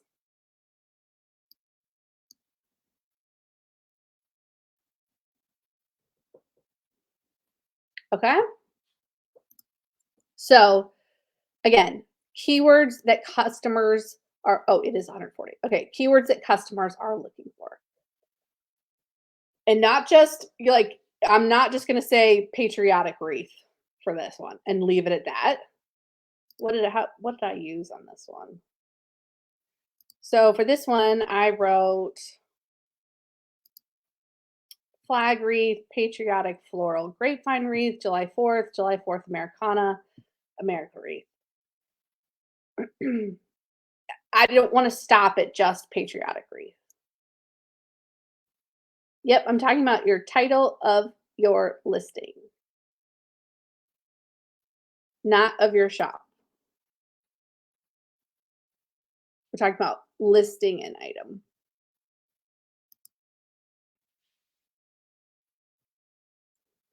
Okay, so after you enter in the title, it's going to ask you a couple questions about it, like who made it. So in the majority of the time, it should be you. Because Etsy's not like eBay. You can't resell items that you did not hand make unless they're a supply or a vintage item. So you can sell supplies, craft supplies, you can sell vintage items that you did not make. But any handmade item needs to be made by you. So for the most part, you're going to say, I did. And then it's going to ask you, is it a supply? And again, if you're selling supplies, you can do that. You would say supply because you did not make it. If it's a handmade product, you're going to click finished product.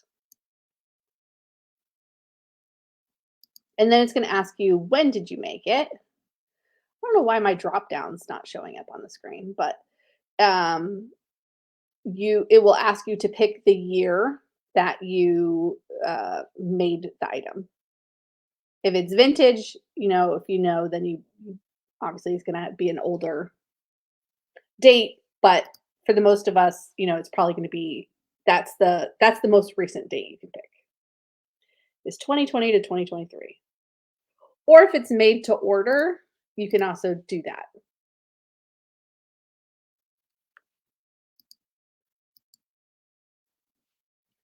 The next thing, so anything with a star is required, just as we're going down here. Some of these things are required and some of these things are not. So title you have to put in. You have to tell them about the listing. And then we come to category. The easiest thing is to just type in what your thing is.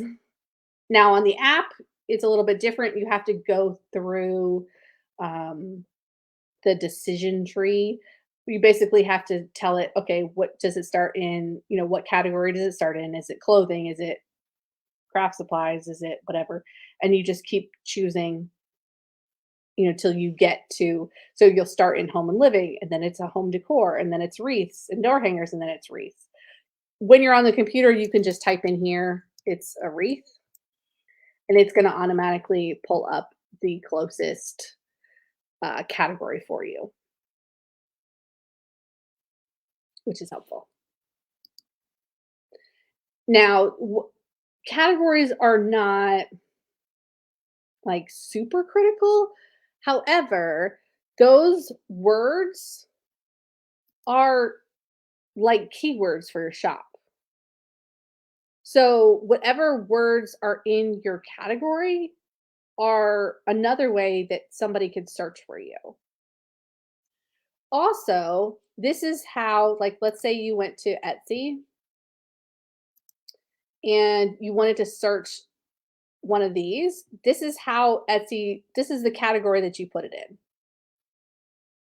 So if somebody comes to Etsy, most people I would say come here and they type, what they want here.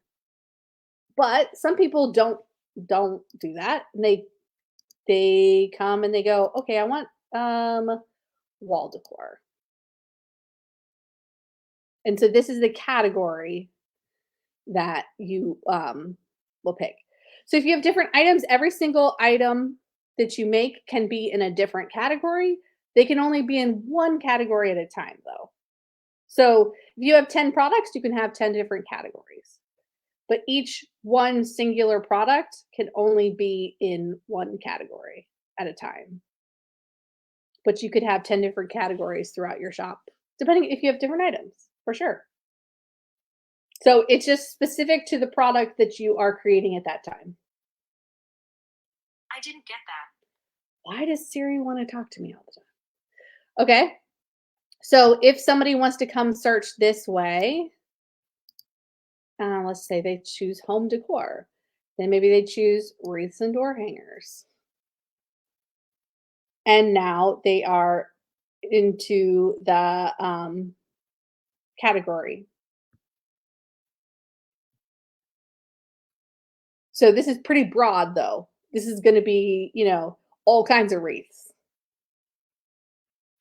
So, normally people will search this way. But that's why, categories are important. So you'll put that in. So again, these are all going to be keywords that'll show up in my shop. Now, depending on what you're selling, there's going to be different options here for what they call attributes.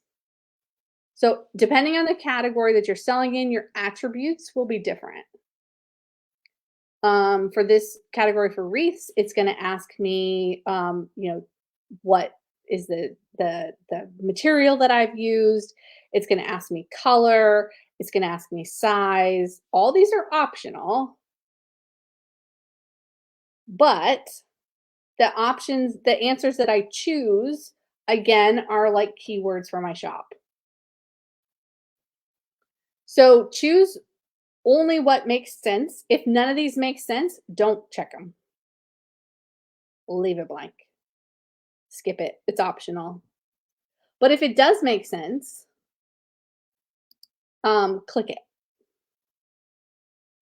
You only get, unfortunately, to you can't like write in options. These are Etsy's predefined options, so you do have to pick from them. So if it makes sense, pick it. If it doesn't, skip it.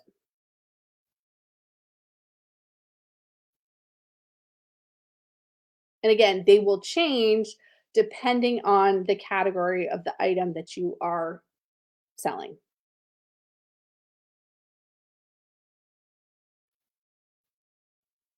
Now, I would fill out as much as you can, again, that makes sense, that matches, because it will help, in how people search and how in getting found. So if it makes sense, fill it out. The next thing that is required is how you want this listing to be renewed. Do you want it to automatically renew after the 4 months are up and it will charge you 20 cents again? Or do you want to let it expire or, almost expire and then Etsy will remind you, "Hey, this listing is about to expire," and you go in and manually update it or manually renew it. I set I'm everything. not sure I understand. Oh, I'm going to turn her off. So I set everything to automatic. I just find that easier. But if and I keep everything listed all the time in my shop. I don't take things down seasonally or anything because things sell off season all the time. So, but if you for some reason want to, like reevaluate every 4 months, keep it to manual. Then the next thing it will ask you is this a physical item or a digital item? Obviously, if it's a physical item, you choose that. Some of my things are digital downloads, like if they're, tutorials or they're guides or things like that, then they're going to be a digital file. But if you're selling a handmade product, it's going to be a physical product. Then you're going to have to write a description. Um, and I would say, write a couple paragraphs that I do have a description like little template. If you go to that link, laurenkilgore.com/free, there's one on writing descriptions. Um, yeah, how to write a product description that sells. I also have a more in-depth one in my shop, but that will help you with kind of like a guideline on how to write a description. But basically, you're going to go over what the product is, maybe a little bit about how it's made, just for informational purposes, and then you're going to tell them, this is how you can use it. This is who you could buy it for. You're going to give them those ideas of like how so that you can sell it. And then you're going to maybe give them some care instructions. And then you, at the very end, I usually like to give them like a call to action. So a link back to another product in my store, or, go find me on Facebook, or, follow me here, blah, blah, blah. Etsy now looks at your description for keywords. So they're also going to look in there. They didn't used to. This was a recent thing. It used to be just Google did. So make sure that you are populating your paragraphs with keywords. You're going to write this you're going to write this conversationally in a paragraph style, but you're going to kind of pop in some keywords in there, naturally in the sentence. If something's sold and you have no more, do you take it down? Yep. When it sells, it'll automatically come off your shop. You can't list something if you that has sold unless you can make another one of them. Can you link to Facebook and Instagram? You can. Um, I'll show you.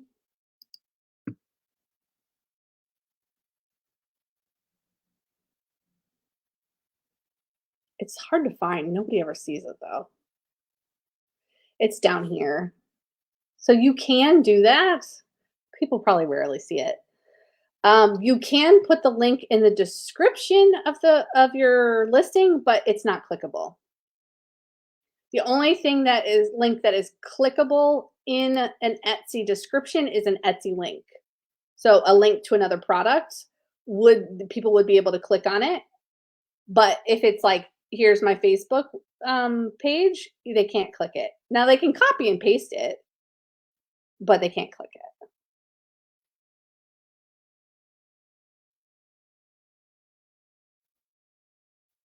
Etsy allows prints, yes.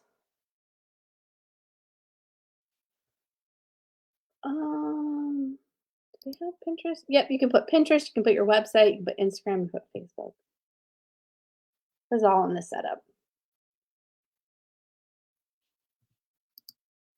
Yeah, so every listing, this is what you'll have to do. However, once you get going, you can copy listings and you don't have to start over every single time. So that's usually what I do. So you got your description. Then you're probably going to ignore this part. Production partners, like if you're doing print on demand and you have somebody else, like I designed the t-shirt, somebody else makes the t-shirt and sends it out, that's why I have a production partner. That's the only reason. You probably won't have it unless you're doing print on demand. You won't have a production partner, so this part will be not there for you. So don't worry about it and skip it. Yep, you can put your Etsy link on Facebook.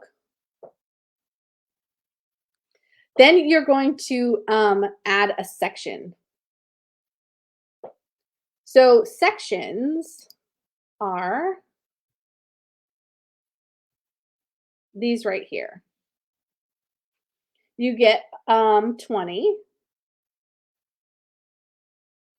and it just helps you. I feel like this helps you to create kind of like a table of contents to your shop, a map to your shop. Like this tells people this is what I sell and this is where you can find them. Especially as you get going and you have more and more items, it's easier for people to be able to quickly click this and find rather than coming down here and like going page by page. You know what I mean? To find what they're looking for. So you will create a section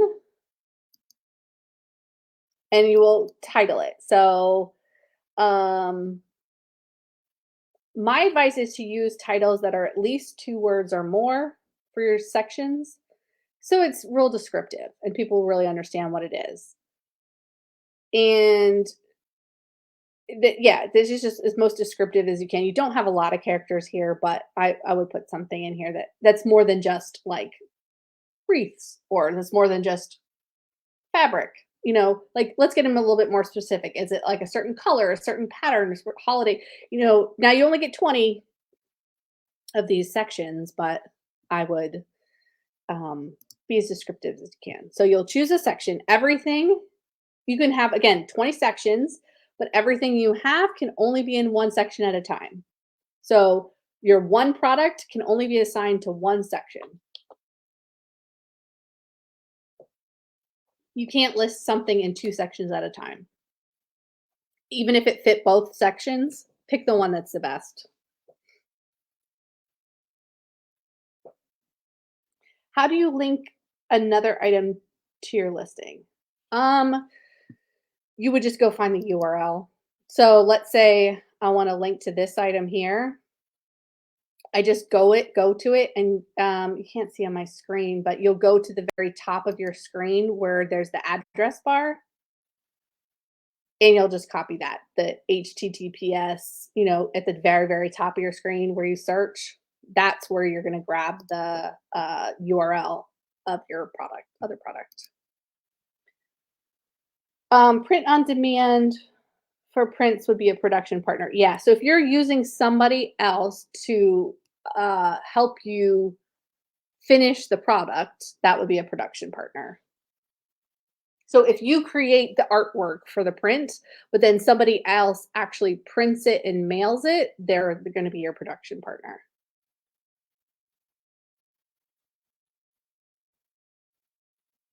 And Etsy allows that as long as you have designed the original artwork. That's still handmade. You still have to have handmade in there somewhere. I just did that with my page, make the different sections to add my attachments to. Good. All right. Then the next thing, now sections are technically optional, but it helps. I would make them. Tags technically are optional, but I would never not use them all. Tags are going to be similar to the words that you typed in your title. You get to have 13 tags in every listing. And I think you only get, is it 20 characters or 21 characters in each? So you don't get a lot of room. let's see on this one. Or here's one.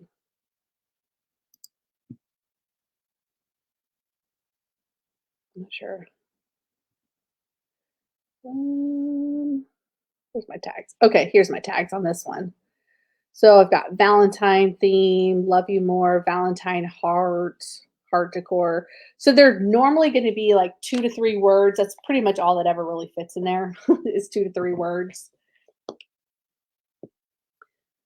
Because you don't have a lot of characters. This is another place where if you've got too many characters, don't misspell the word, don't cut off the word just to fit it. Put the word in another tag.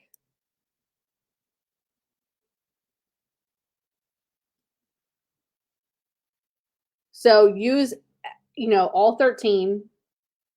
Again, this is another way that people can find you. But buyers don't see it. So when they're searching and they find an item, they'll see your title. Let's see, for example, on this one. They see your title, but they aren't going to see your tags. Tags are that Etsy will see, the algorithm will see, and it helps Etsy know who to put it in front of, but your customers aren't going to see it. So it still needs to be relevant. It still needs to make sense with what it is you're selling, but you don't have to worry about customers reading it and making any sense to them.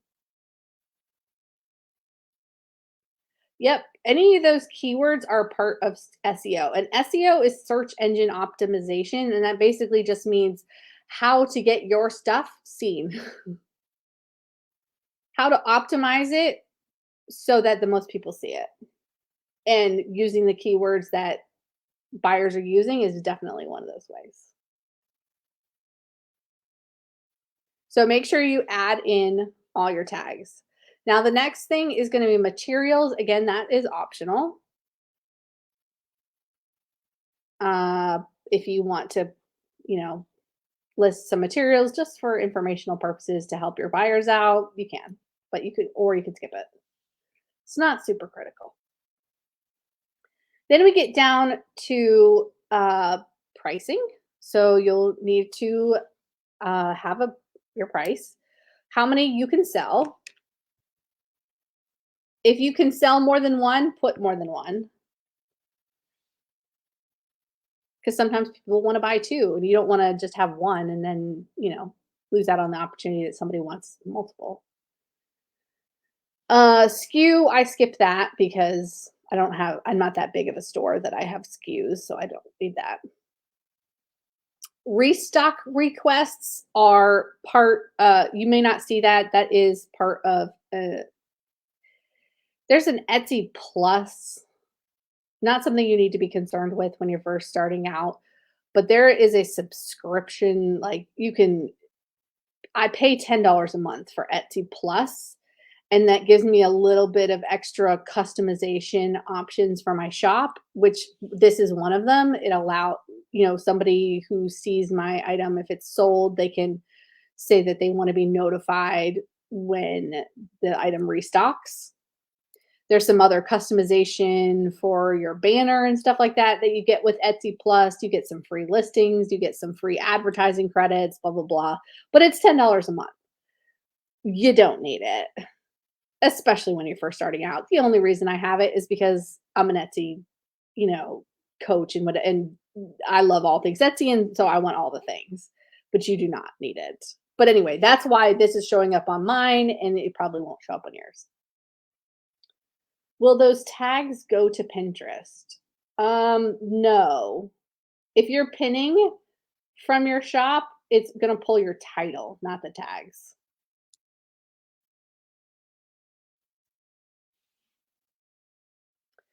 The next thing would be if you had any variations. All this stuff, might seem like it's a lot, but once you get going, you're going to skip right through this and you're going to be able to list it in just a couple of minutes. But I want to go through every part in depth. It might seem like a lot, but it's really not.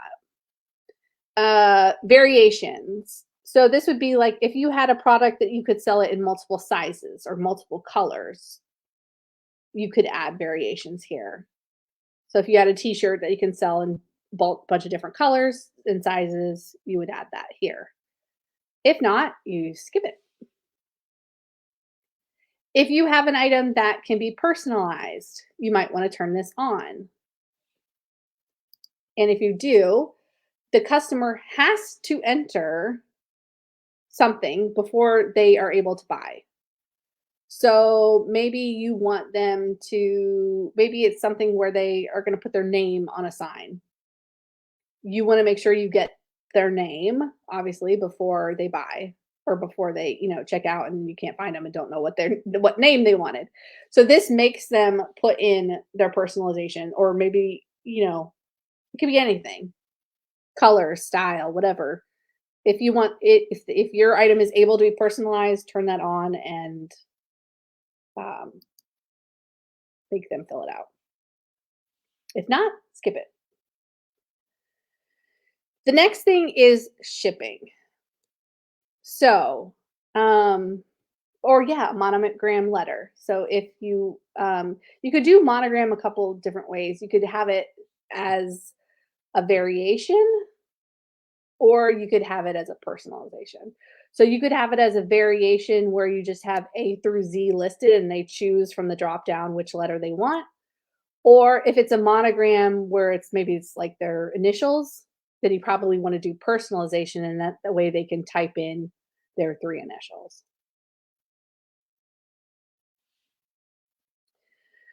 So shipping profiles on Etsy, you can have as many shipping profiles as you want. But again, every item can only have one shipping profile assigned to it at any one time. So I have a ton of shipping profiles. Like, I'll show you. Go back to settings, shipping settings. So I have a ton. I have a lot, especially because I also do Printful and they like pulled in their own shipping profiles. But anyway, yeah, so you can have as many as you want. You can see I've got 75 listings that have this one assigned to them, 32 listings that have this one assigned to them. And you can call the profile whatever you want.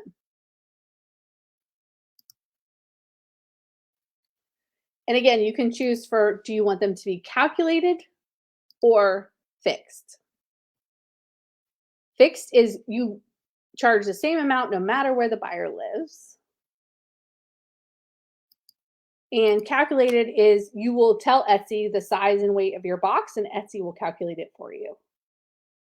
Or you can do free shipping. So you will create a shipping profile and you give it your zip code, your processing time. Like this is how much time it will take you before you ship out the product. This is not shipping time. This is how long it's going to take you to make it. So if you can send it the next day, you do 1 to 2 days, one day, whatever. If you got to make it, you might add a few more days. Do more people buy if it's free shipping? Um, so we all love Amazon, right? And we all love free shipping, right? And Etsy did a study, and shipping costs were the number one factor of why customers abandoned their cart, which means they found what they wanted, they added it to their cart, but then they didn't finish checking out. And probably because they saw shipping added on and they're like, "Oh, I'm not paying that and shipping." And so they decided not to purchase. However, it matters what you sell and it matters what your price points are. Does it make sense for you? Does it look weird or does it make sense? Can you hide it essentially, your shipping costs in the cost of your item? Do you have a really high item with low shipping costs that you can kind of disguise and it doesn't make a big difference? Then maybe that works. With wreaths, I have a high priced item and I have a high cost of shipping. So it when I add the shipping cost to my item cost, it makes my item cost look really inflated. Even though shipping's included, it's just like a huge amount to add on. So it doesn't really make sense. Now, if you have smaller items and you have really high shipping costs, again, it might not make sense. If you've got this tiny little sticker and it's $10, people are going to be like, "What? A sticker for $10?" Even though shipping's included. It's just a psychological thing. So experiment.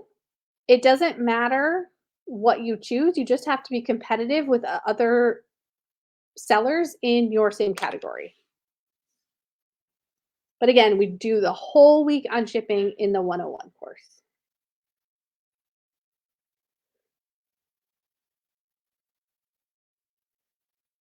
So how do you get your product back? And how do you let it sit? How long do you let it sit in your box? I don't know what you mean. How do you get it back? Or how long do you let it sit in your box? I don't understand. You don't want to let it sit in your box. Parcel Path does not integrate directly with Etsy, but you can use it. Pirate Ship does integrate directly. It makes it a little easier, but you can use either. So again, you'll choose your processing time. You'll choose where you'll ship. If you don't want to ship worldwide, fix it. And don't choose all countries. Be careful. You don't want to ship international. Yes, I would wait for more experience before doing international shipping because it just so you know like how much it's going to cost and stuff. Oh, if someone orders, then they didn't place an order. If they added it to their cart, then they didn't take it out of your shop. It's okay. It doesn't disappear unless they buy it. Actually, check out. Um, so then you will choose your shipping services. Um, and there's where you can choose whether you do free shipping or not. And then you'll call it something. You can choose handling fees for calculated profile. So this is where Etsy will calculate them for you. I do not do this with large items because Etsy only calculates USPS rates, and those are too high for large items. But if you have small items, you can do that. And if you're going to ship USPS anyway, then you could do a calculated and you can add on a handling fee. Customers don't see this, but it's basically a little added charge to add in. So what they're going to charge them is exact postage, but maybe you want to add in, a $5 handling fee that covers your box and tape.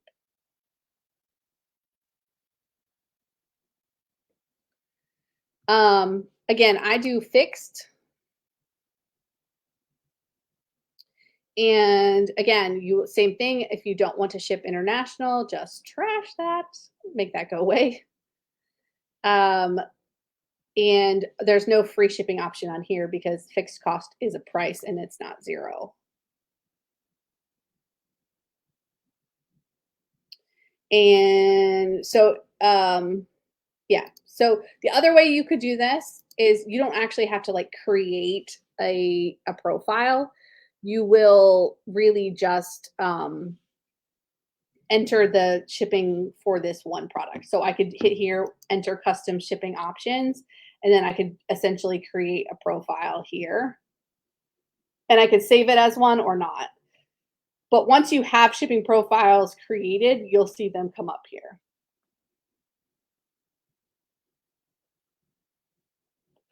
So how do you actually calculate the price for shipping and how much to charge? So what I do is I'll probably open Pirate Ship. I will go to rates. And it's going to give me, I can do quotes. So I can, okay, let's say my box size, I know my box size. It's a 22 by 22 by 8 box and it weighs 5 pounds. All right. This is where I'm shipping from. If I know my buyer's zip code, maybe it's somebody who's placing a custom order, I can put this in. But obviously, you're not going to know where people are buying from. So what I do is I pick various zip codes around the country. I'm in Virginia. I start out with 90210 because I used to like that show when I was growing up. But also, I know that this is in California, one of the furthest places away from me and a very expensive place to ship to. So I want to know what's on the high end of shipping so that I can come up with a good average. So I have to tell it all these parameters in order to come up with a quote because shipping um, goes by your zip code and the recipient zip code, like where it's coming from, where it's going to, and the size and weight of the package. So that's what I would do, a quick rate quote like that.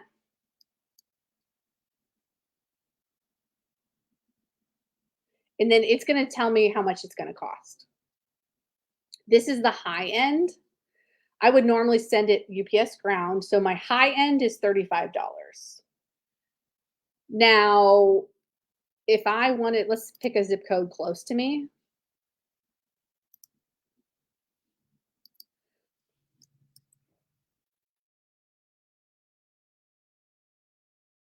So this is like the next town over. The low end is $15.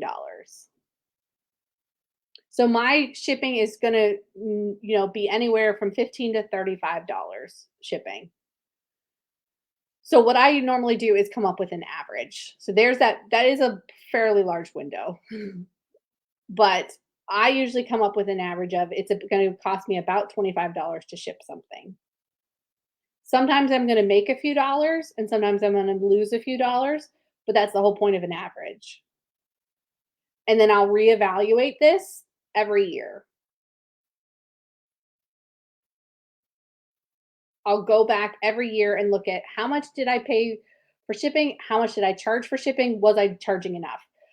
You can do this even monthly or quarterly, especially when you're first starting out. You might want to evaluate it more often until you get to a really good sweet spot.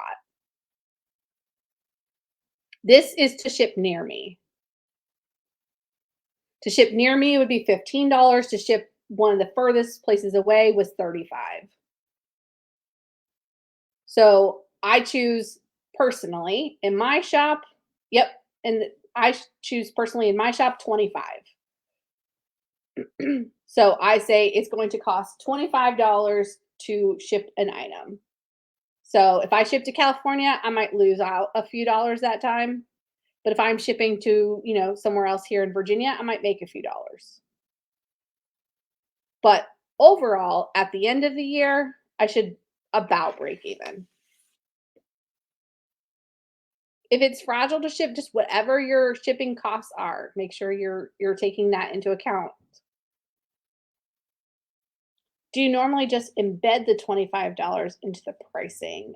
I don't. Like I said, that's the whole philosophy on free shipping on whether you can include that price in your item or not. Um, what I do is I split the difference. So I don't charge $25. I charge 15 and then I add $10 into the price of my item. So I've sort of split the difference. So a customer, when they buy, only sees that it costs $15 to ship, even though it's going to I'm accounting for $25 because when I did the pricing of my item, I automatically tacked on an additional 10.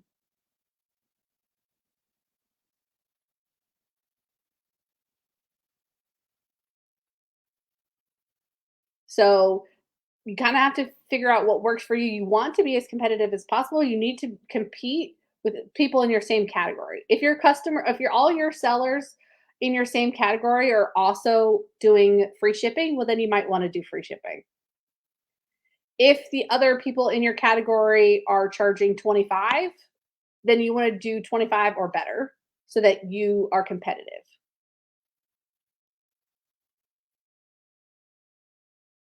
You could do a free shipping special, just like a coupon. I personally don't, but because then I'd have to change all my pricing because it's very expensive to ship and I can't just eat that cost. So you'd have to do like a coupon or a sale to do like a free shipping special. So once you have created, whatever shipping you want, you can again, you once you create profiles, it'll have ones for you the ones you chose to pick from, or you could just create one that's just unique to this product. Customs information, you will probably skip this. You won't need it. It's unless you're shipping internationally. And this is where you would need to put the item's weight and size if you're doing a calculated shipping profile. You need to tell Etsy what the size and weight of the box is so that they know how much to charge your customer.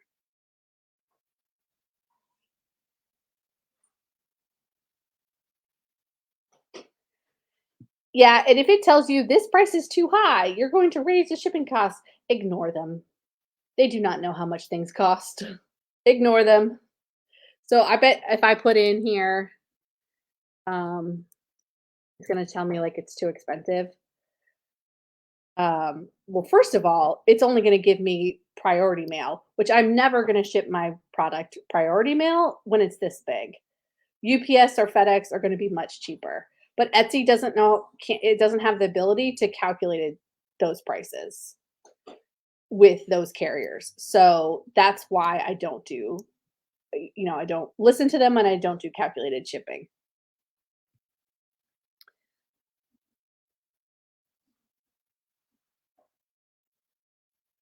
And then you're going to do whether you'll accept returns or exchanges. This is a new thing. So it used to be that you had one policy that covered your entire shop. Now you can change your policies per item. So let's say you have some products in your store where you will take returns and some where you will not. You could change them per listing. There might be some items that, for hygiene reasons, or maybe they're food or whatever or they're custom that you will not take returns, and then maybe there's some that you will. So you can change that per listing. And then it's going to ask you, do you want to advertise this? I always say no right now. When you're first starting out, don't do ads. Skip it. We'll get to that later. That is just that's before you know how to properly use keywords and list products, don't start ads. I get my boxes either from Uline, Amazon, or my local Grainger store. So will I ship through Etsy or private? If you want to do Etsy only does FedEx or USPS, but they have pretty good rates for both. If you want to ship UPS, you have to use another service like Pirate Ship because Etsy doesn't have a deal with UPS. They only have a deal with FedEx. You can still ship it another way. You'll just tell Etsy what the tracking number was. You'll just enter it back in. But if you ship it through Etsy, all the information's there. The boxes I get are from Amazon, Uline, or Grainger, usually. There's a whole lot more. There's a bunch of other places that you can get boxes and supplies, but those are the three main places that I've gone to. Again, if you want a whole in-depth just shipping tutorial, I have a whole shipping course on my website. If you go to laurenkilgore.com, there's a dedicated shipping course.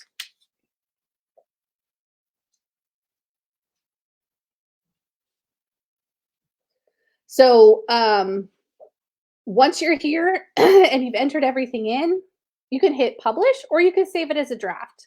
So maybe you're not ready to publish it yet, or you want to edit the pictures or whatever, you can always just save it as a draft, or you can publish it. Yeah, Zoro's another place. That's a good place. If you use Pirate Ship, you integrate it with Etsy. There's an integration here, right here.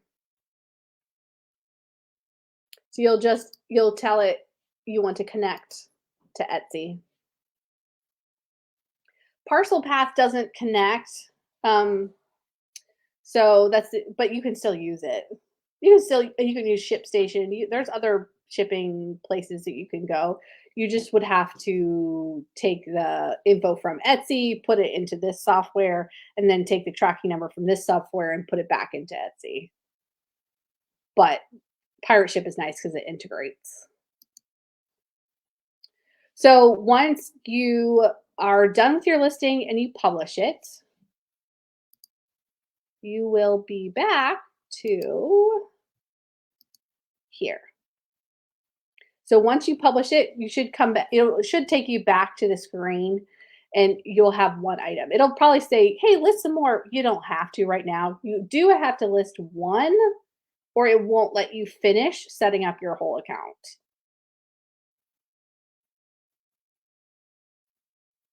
No, you just connect for your shop and it will pull in everything. So you will once you have that one item listing, then you can go to the next step. So depending on how your screen is, mine again was step number 3, and then that I went from there to how you get paid. If yours is the last step, um, then it may take you to where it says like open your shop and then you're done. So this is my shop with one item listed with nothing else optimized, obviously. I have not put anything else. I don't have shop sections. I don't have a banner. I don't have a logo. I don't have pictures. Like this is bare bones. But don't worry, nobody's going to see this or find it or anything, until you get more stuff in there and fix it up. So don't worry that it's going to look like this for a little while. It's okay. But this is what it should look like. But once you get to that point, whoopsies, then you are done. And from there, you go and optimize. You have to open it first before we can even get to optimizing and adding banners and then do I need to do free shipping and how do I take a good photograph? First, you got to open it. So that's what I wanted you guys to be able to do today, or hopefully in the next couple days once you get everything together, is to be able to just get over that hump and open it. And then we take it from there and we optimize. And that's what the whole 101 course is. If you decide to continue on, that's what my whole course does. It goes from, how to find your business license, and we walk through, the paperwork for you to help you find that. Then we walk through how to, listing things and even more in depth. And then we go through shipping even more in depth. We go through coupons, sales, like all the parts, photography, banners, how to use Canva to make things, how to do all this stuff. If you want to register for 101, it is open now. We are going to start it live in 2 weeks or something, I think. If you go to hsu101.com, you can find out more info on it. There is a coupon code. So what you paid for the workshop, you could get it back. So if you use the code workshop23, you'll get $20 off the course. So essentially your workshop was free. So you can do that if you want, if you decide to continue on. And just for you guys, I did have an extra bonus of how to do product research. So it's not part of the normal bonuses that people get when they sign up for the course, but you guys as workshop members get an extra bonus on how to do product research. hsu101.com.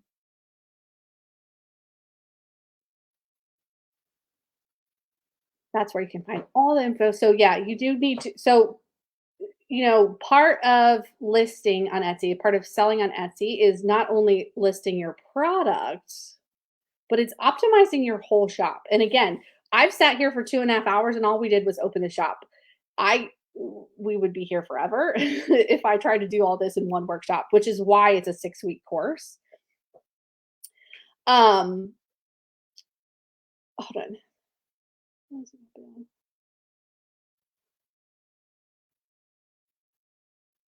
No problem, Linda. I mean, all this I took the screenshots from the Etsy setup. So if you have questions about where to go, what, please ask me. I will help you to navigate that.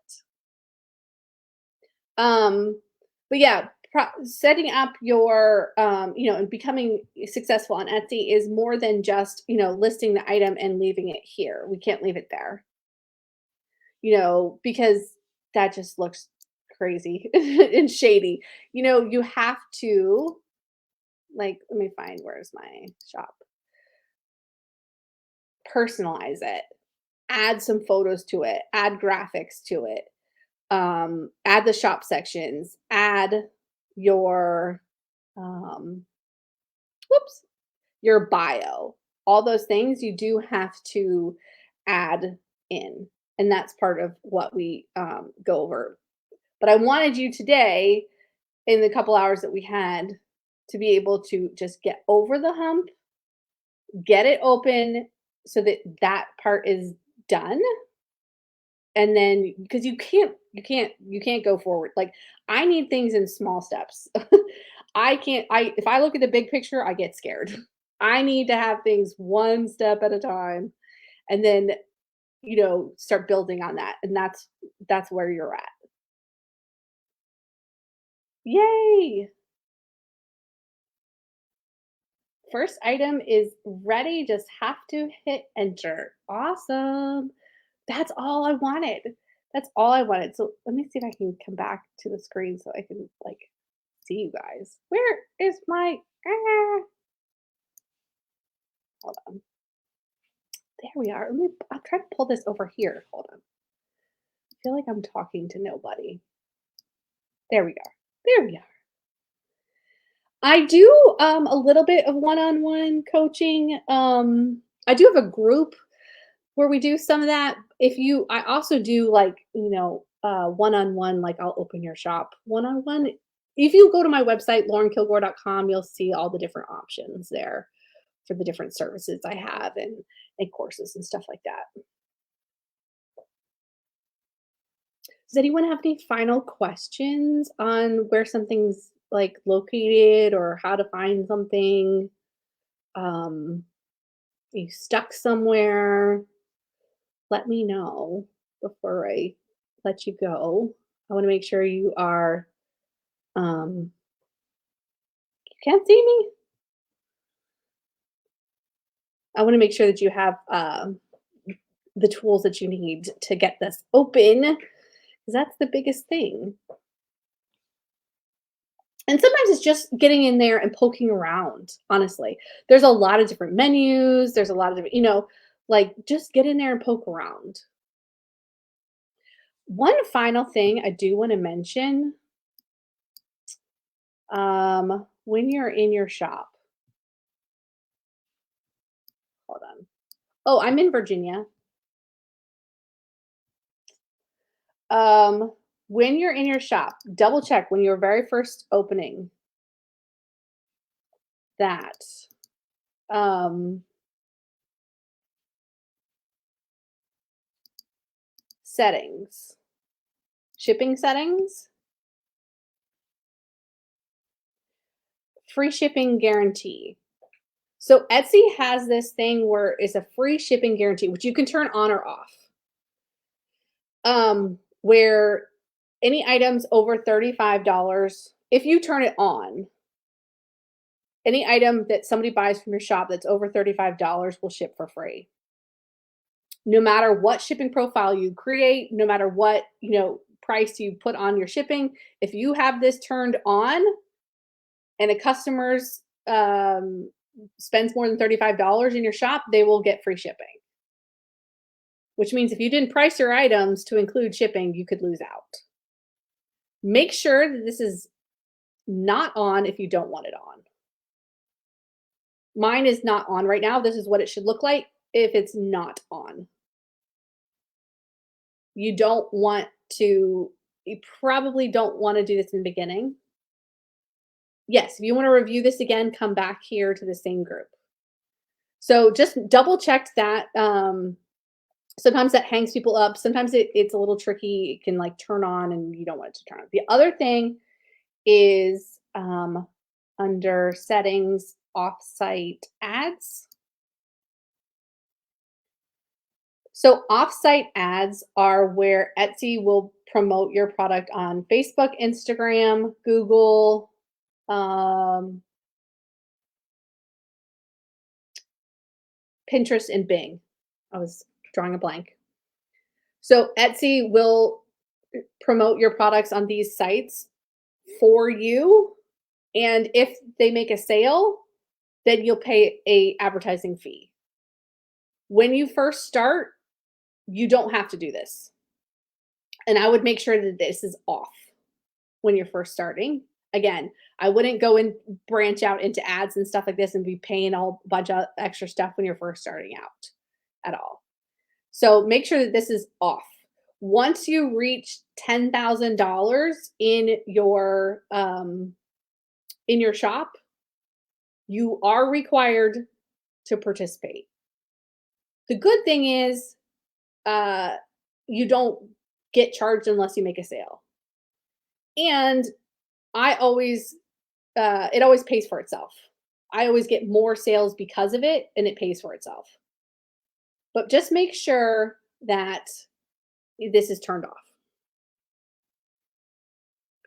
What was the answer to in-person coaching? So I do a sort of like if you go to my website, laurenkilgore.com, you'll see the options I have for services and courses. I do done for you Etsy shop service.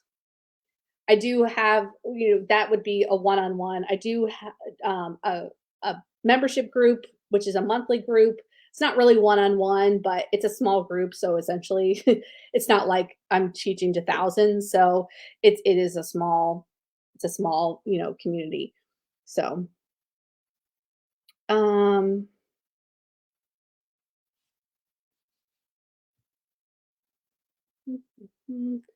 when you went through private ship, you were going to ship UPS. How do you get the UPS labels?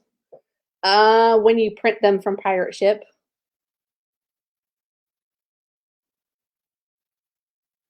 So to get the 40 free listings, what must happen? You just have to go to 40freelistings.com first before you walk through any of the steps. You have to click that link first.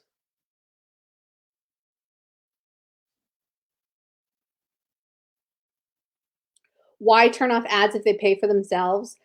Because in the beginning, you might not have your pricing set up well enough to have them pay for themselves. Um, and in the beginning, it's harder, to build up a good profit and nest egg if you're constantly being hit by fees. So it's a personal choice. I would say probably don't do it, but until you kind of know, what you're doing and how you're pricing and have a good handle on it. But you can. But if it starts not, working out, then I would turn them off. Pirate Ship is not paid. No, it's a free site, which is nice. And they have discounted rates with USPS and UPS. They don't do FedEx. Etsy does FedEx. How much do they charge? If you are under $10,000 in revenue, you pay 15%, which is kind of high. That's in addition to all the other fees. If you're over $10,000 in revenue, you pay 12%. So you get a little bit of a break, but it's still 12%. But the advantage is also it's not every sale. It's literally 10% of my sales. So one of every 10 sales will come through offsite ads for me. And the goal is that Etsy knows probably better than I do who to put my products in front of.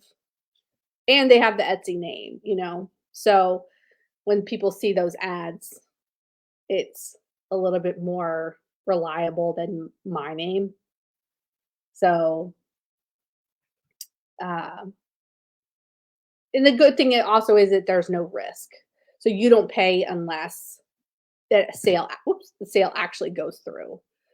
Now, ads on Etsy you can pay for are optional. Like, running ads on Etsy's platform, you pay regardless. These are different. These are ones where Etsy is advertising on social media for you.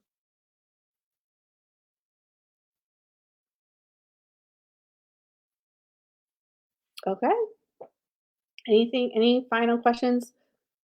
I know this is like a lot. So I'm trying to give you guys all the answers you want, but um it's hard to give everything in just one little workshop. That's why I do like the whole course where we spend a whole week on each thing.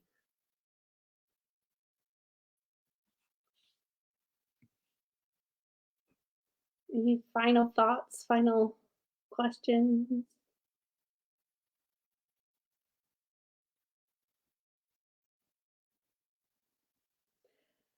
How many years can you operate as a business without a profit? That IRS is going to look for you to make a profit, 3 out of the 5 years. Yes, you can't keep doing losses. Discount codes. There's a whole, we talk about that all in the 101, but if you want to go to marketing, sales, and discounts, is where you can set up a sale or a code. What advertising puts your items at the top of the search? Etsy ads. Marketing, Etsy ads.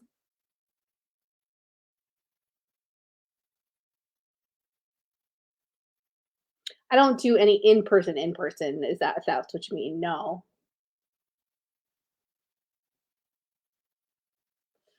Um,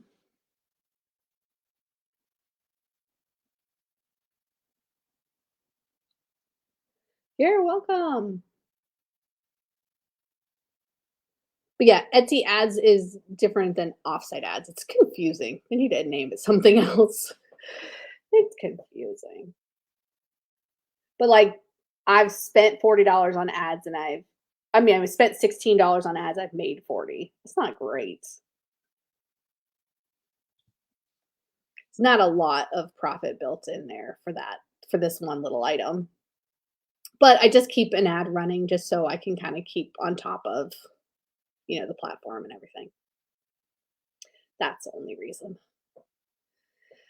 All right, well, this group will still be open, for a few days. It's going to still be here. I'm going to just pause it so that we can't there won't be like new comments and new material added to it. But you can always come back here and watch the videos and stuff, or the video. But if you have a question in the next few days, I'll leave it open to questions or comments for the next few days. If you guys have any of that, and I will upload the slides into here as well. If you want to print out the slides, you can do that. Cool. All right, y'all. Well, have a great rest of your day and weekend. And thank you for joining me through your lunch break. I'm going to go have lunch now. Um, and I hope this was helpful to you. Again, if you have any questions for me or for, just post them in the group and I will get back to you. Cool. All right, y'all. Have a great day. Bye.